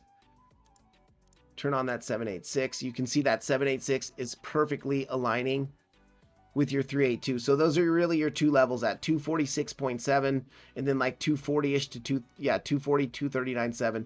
I would look at both those as potential scalp long opportunities or local longs. And if you're longing that, I would be just bringing it up to the highs again, at least, and maybe even that high. And of course, your stop is going to go below after you bounce, so you're probably going to enter a little bit higher. But that's still a good risk reward. And then if you wait till you get down here, you SFP those lows, meaning you pierce the level into the 0.5, and then when you reclaim the level, you look for the long. Your stop would obviously go below that area, and then I would be targeting those highs again. That's actually a really good trade.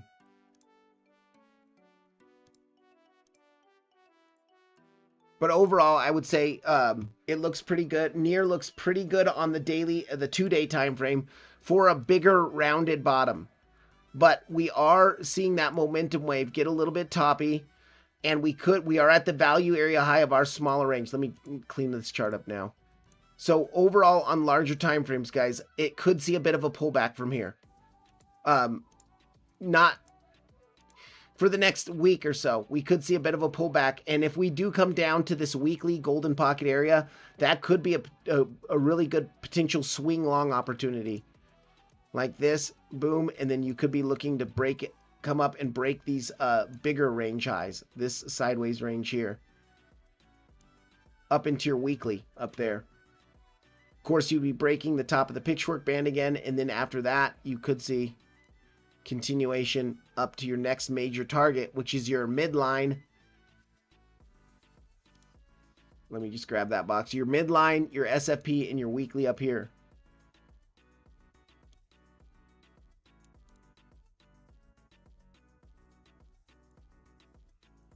Now, we could go in and we can mark out naked weeklies, naked dailies, all those different things like that. We can just look real quick at naked weeklies. I'm going to zoom in onto the 12-hour chart. Yeah, okay. So look at, we have a naked weekly just above the SFP up here. That's your only fresh naked weekly above you. That's very local. And then, of course, we have some naked weeklies much higher up here. But I would be looking, if we break this value area high that we're rejecting from yesterday, it looks like. Perfect rejection from the back test of the pitchfork and the value area high. Let's just make it very, very, very simple, guys. Let's turn off all this stuff. Let's get rid of the SFP. Let's get rid of everything here real quick, and let's make it very, very simple.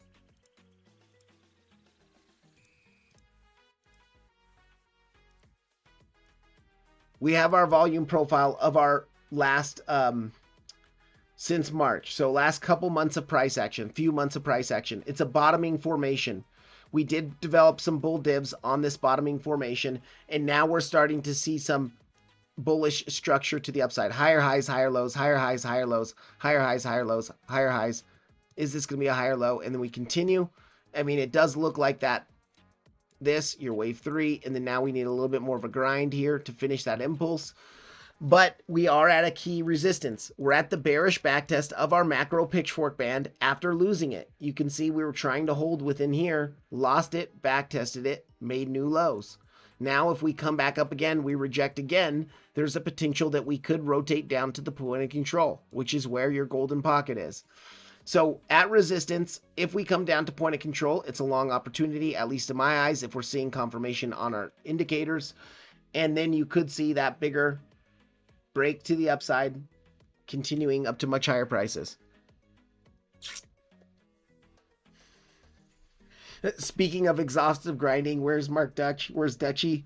That's so funny, Sadeep.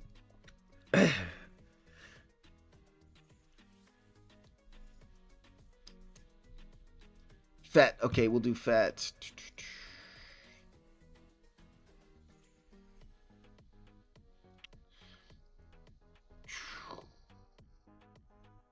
CVD looks bullish on BTC. I'll check that out. Mark Dutch, the 886. Is that? Oh, Machi HK, what's up, man? Algo. The 886. Are you talking about that on Bitcoin here?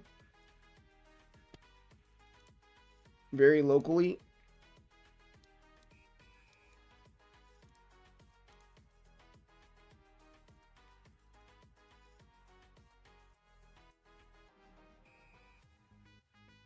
I think this thing, we're just forming a little bit of consolidation here, guys, and this is going to break soon one way or the other, but I think it could break down a little bit more.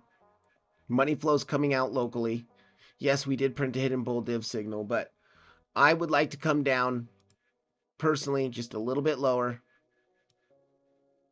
Where did the pitchfork go? Don't.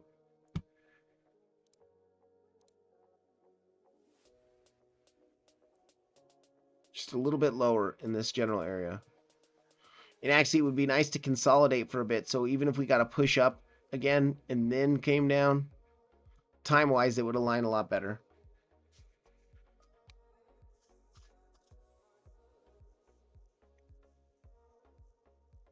Algo. Okay.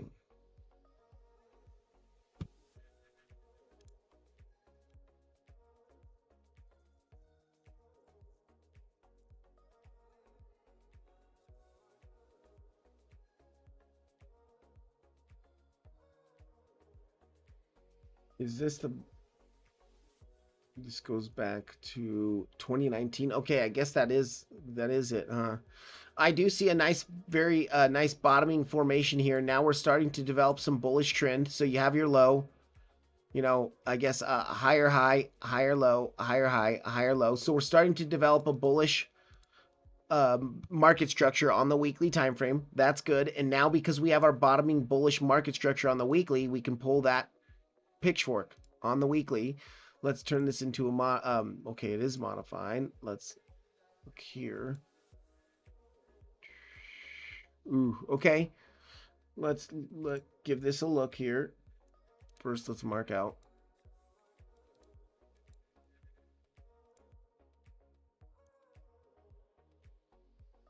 Where are you at?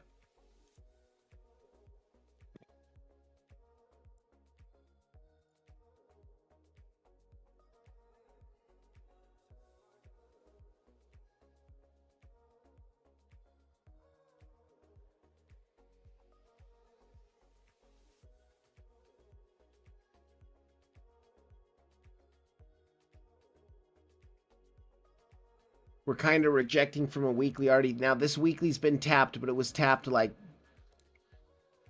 let's see, yesterday.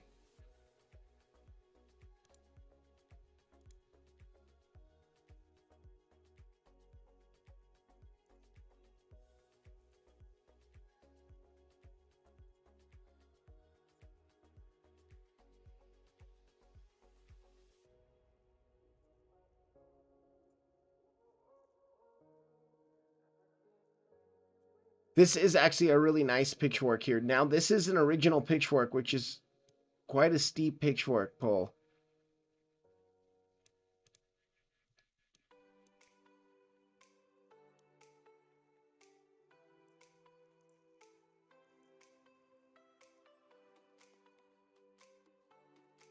But you can see here, even over the last few months here, this is the one. Okay, you have your wave 1, your wave 2, your wave 3 here, which looks very nice, a wave 4. Now, your wave 5, generally you want to break these lows. It could be a truncated fifth wave, but that's a very, very rare thing to see. Very rare. Because this does look like a three-wave move up here.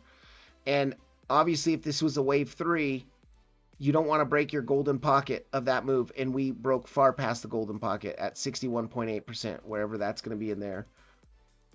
So that looks like a very expanded corrective move. But I would say this, we're breaking market structure bullishly on the daily, breaking these internal highs. Very good sign there. You could pull your volume profile of this bottoming price action, breaking above the value area high. That's a good sign in itself. Let's actually look at. Yeah, okay, that monthly's looking pretty good up there. Breaking above the point of control. But we're hitting into our pitchfork band. So you can see we had some wickage underneath the pitchfork. After reclaiming the pitchfork, back testing it. Let me clean this up so you guys can see this a little bit better. Okay. Deviated our pitchfork down here. Got back within it. Back tested it to the dollar. Confirmed a flip to support. And then we worked our way up in a move to the the lower band, which was acting as resistance or support, now flipping into resistance, and then we dropped back down. I don't like this, how we did not make a new low. We did not grab liquidity, and that concerns me. But I would say this looks very impulsive. The only thing about a wave 2 is you're generally not allowed to see triangles in a wave 2, and there is a triangle for a wave 2. If this is a wave 1, this is a wave 2, and this is your wave 3, you're not allowed to see those triangles in a wave 2, and that does look like a very triangular move there.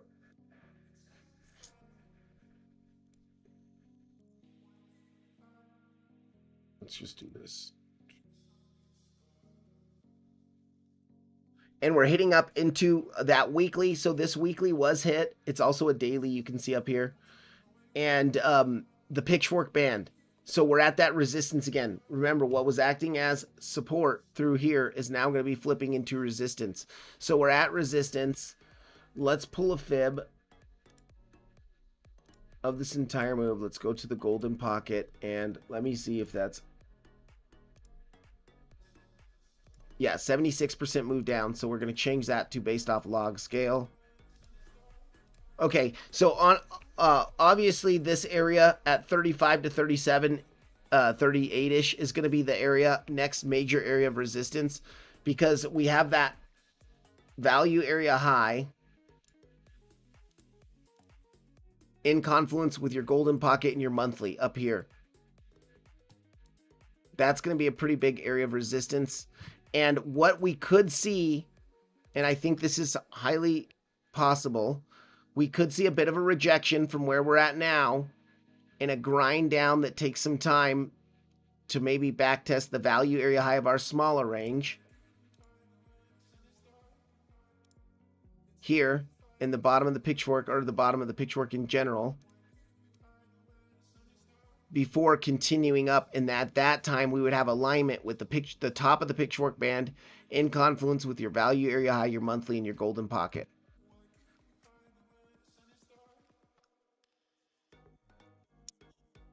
Money flow looks pretty good, about to cross over into the green, but once again, that momentum wave's topping out here, so a little bit of a retrace. I wouldn't be surprised if we retrace. We're hitting into resistance, being the weekly and the pitchfork band.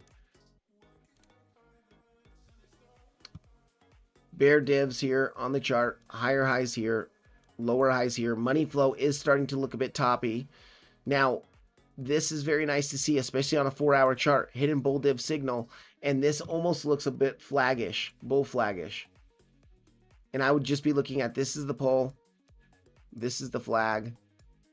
If we break up, we're probably, that target is probably right around that monthly. So let's check this out. Let's come in here. I'm going to zoom in onto the 1 hour, and we're going to see if we can see a nice little flag formation.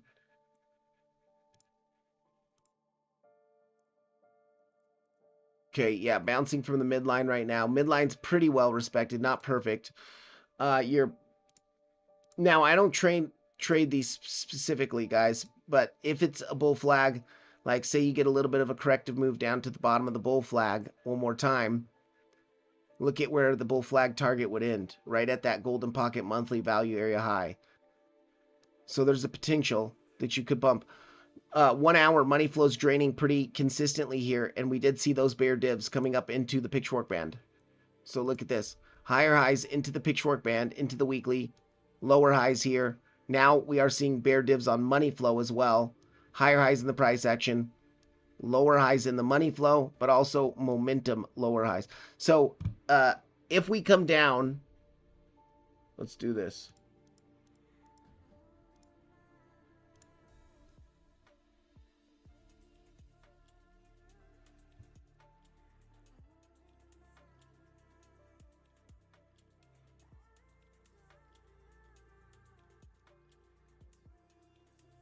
Okay, that golden pocket's too far. Let's look at the 382.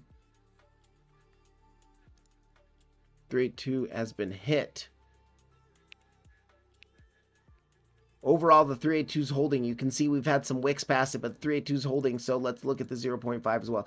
Yeah, I think that 0.5, guys, is looking pretty good down there at 26 cents. This is kind of hard to... Let's see, if this was a 1, this was a 2. All right, let's just look at different Elliott wave structure. If this was a 1 and this was a 2, now, guys, this triangle's not the, not allowed in a 2, but this was our 3. Let's pull a Fibonacci from the lows.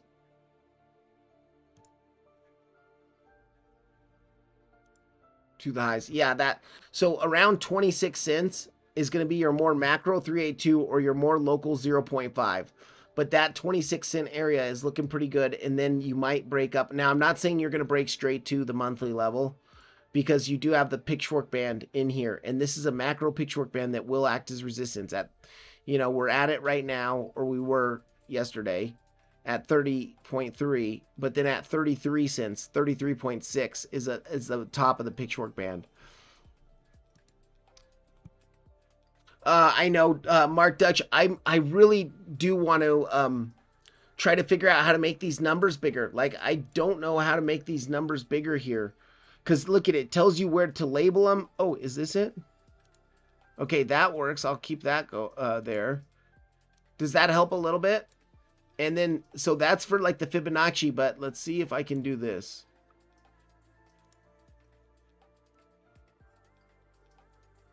Text. All right, yeah, there we go. Now I can make the text bigger, but I don't know if I can make these numbers bigger here on the side of the chart.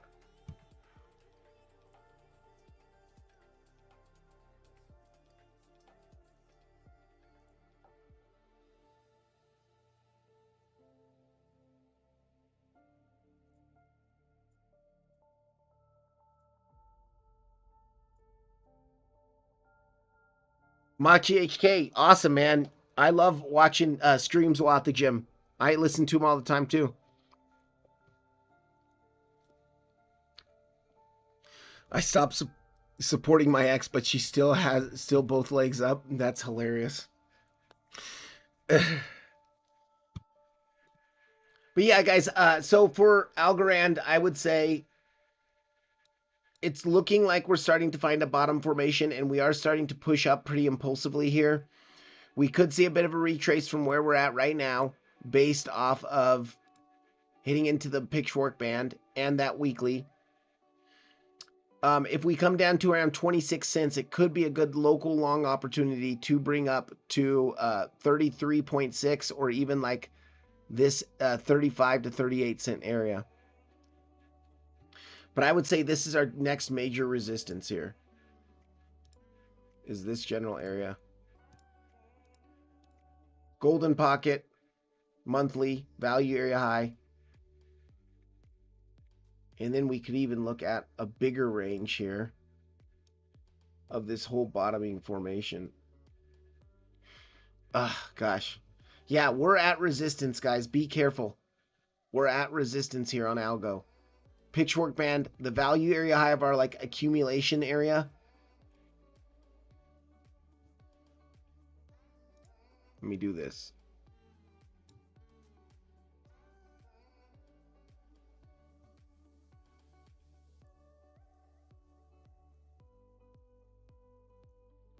Yeah, BTC, my GHK. So for BTC, we're losing some key levels here. What I think is a bit concerning, first of all, we rejected from that 1.618 like to the dollar, right? You see that 1.618 rejection. Now what I'm looking at here is a double 1-2 impulse. So we had our lows from the 98, our key midline, pitchfork midline. Let me zoom out a little bit more here. 4-hour chart. So we had our key lows into our pitchfork midline that was never back tested. I showed you guys that in the last stream. And since then, we've had this impulsive move to the upside, but this potentially could be a wave 1, a wave 2, another wave 1, another wave 2, and then now we're in our big third wave. Your third wave should go up to the 1.618. It hit up into that 1.618, and now we're seeing a rejection here. And we're losing not only the top of the band, but the bottom of the band here of our major upper band that last time we were rejected from as well, the prior all-time high. But it does still, if this is a double 1-2, we have 2 1-2s. Now we need 2 4-5s. And if this is a pullback and a 4, coming into that 0.5 around 115.3 also happens to be right where our big pitchfork midline of our multi-cycle pitchfork is here, of our prior cycle here. And so I'm looking for a potential long from that 115K area. But if we lose 115K, that's not going to be a good look for Bitcoin. It's going to be an attempt to break out above this, I'm talking about like daily and weekly closes below 115K. Like especially at the end of this week. I know it's only Tuesday, but at the end of this week, if we're closing below 115K, that's not going to look good. But because we have our 1-2, 1-2, we got our 3 in. Your wave 4, we know our wave 4 pulls back between the 382 and the 0.5. So coming down to that 0.5 would be preferred because we're also already below the 0.382.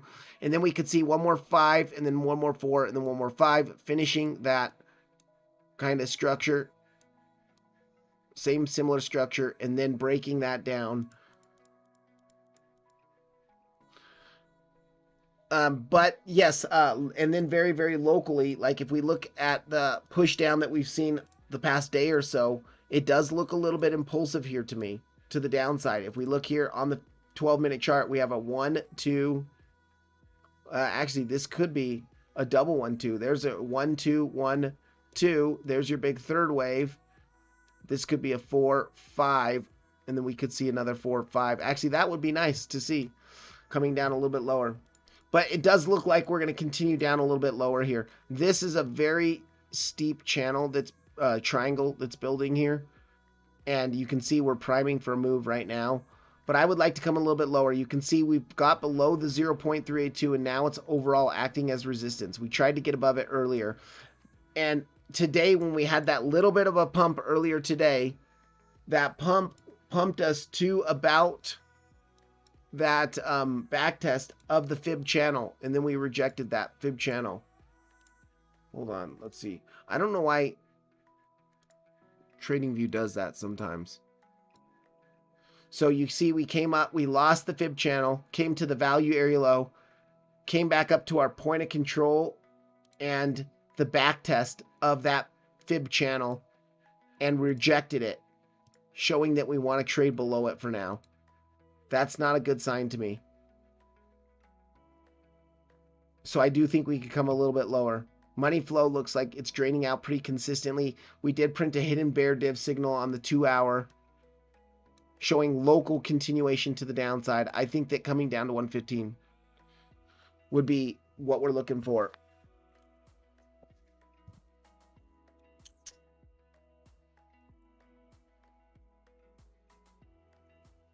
Yeah, I think that's personally what I'm looking for. Yes, we could hold the value area low of this range and start to pump. I'm not interested right here.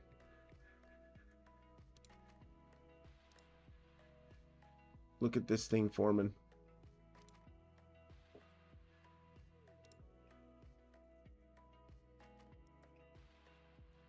That's just consolidation, guys. Trying to decide where to move.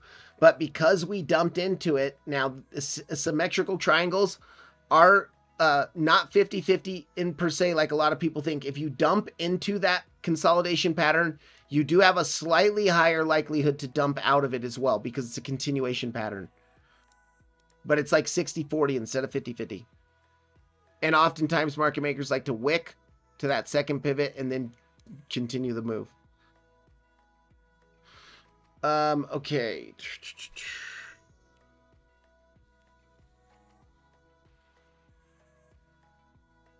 Why is BTC dumping and alts are pumping?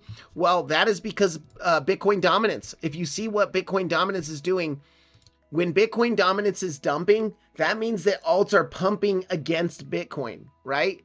So dominance is the amount of money percentage-wise in Bitcoin of the total crypto market. Oh, and actually, I need to go through the total market cap. I'll go through that, then I'm going to take off, guys. Looks like we're attempting to hold the midline on dominance here. And I did say 2 weeks ago we would get a move down to this midline when we were back way up here. But you see that dominance is dropping here. So a lot of money is rotating out of Bitcoin into altcoins. And the reason why Bitcoin is at all-time highs and a lot of altcoins are near their bear market lows or in bear market territory with bull divs on high time frames. So absolutely people are going to move their money, take their profits out of Bitcoin and start rotating it into some of the altcoins. And that is why we're starting to see altcoin season here.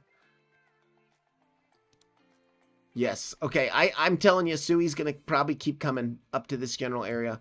I'm still long on it. I'm short on Say now, but I'm still long on it too. I took 75% of my trade out. No, wait, I think I closed this one completely. I have to check. It was just earlier today.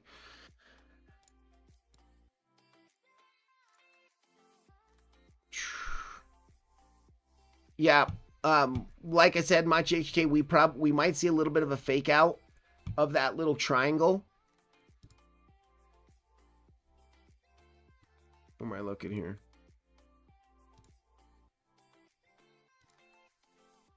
Of this little itty bitty triangle, we might see a fake out to the upside and then a dump.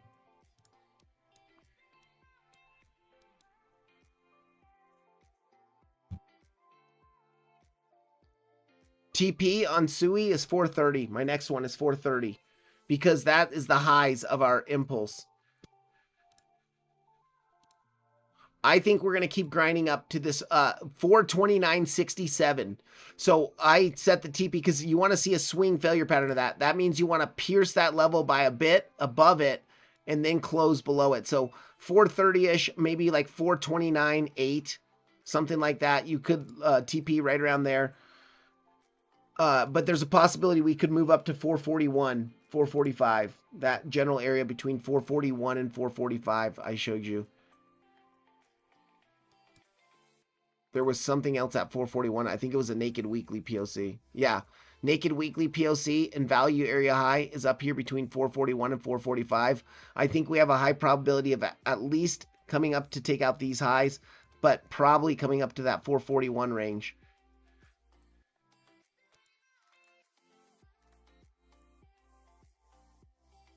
Let's do that. Let me...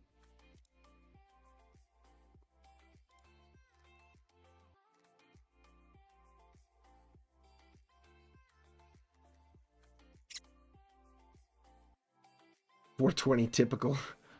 Okay, let's go into total market cap real quick here. So total market cap, we are at this resistance area, and I'll zoom out onto the daily. We're breaking of our big 7-month, 8-month range. You know, that big same kind of range that Bitcoin's been in. You could even pull it from here. But we're breaking out of the value area high and trying, you know, the big thing is we were chopping below this midline for a few weeks and really struggling to break this midline. But you can see the day we closed the daily candle above that midline, Look at that nice big imbalance candles coming and pushing up, breaking the value area high. So what we're seeing is a breakout. And if you look here, we SFP'd the highs of the total market cap and saw a bit of a drop. Now that's expected. SFP the highs, come get a bit of a drop here. But as long as we're back testing this value area high and staying above it, we have high probability to continue up to the top band. Up here between like 3.94 and really like 4.13. So I do think overall this looks pretty good here.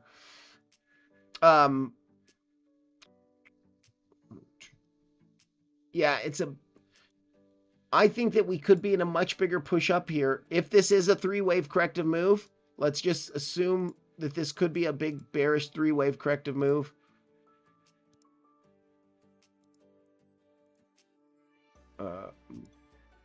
No.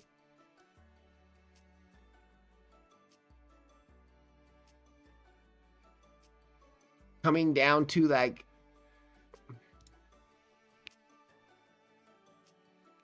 that 4.15 trillion at the top of the pitchfork band. If we're going to do, we grind it up in here for a bit, correct it for a couple months. If we grind up here for a bit, watch out. If we get up there, that could be bad news, where then you could see a much bigger tap 1, tap 2, tap 3, a multi-year distribution on crypto.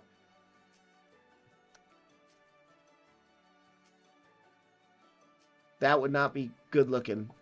It's not my highest probability, let's just say that. But I would say overall, we're at resistance now, but I do think it's looking pretty strong here. And as long as we're above this 3.59, I think we're going to continue a little bit higher to hit the pitchfork band. All right, guys, thank you for watching the stream today. I'll be live again on Thursday, 3 p.m. Eastern time. If you want to join in, I appreciate it. If you hit the like button, I'd also appreciate that.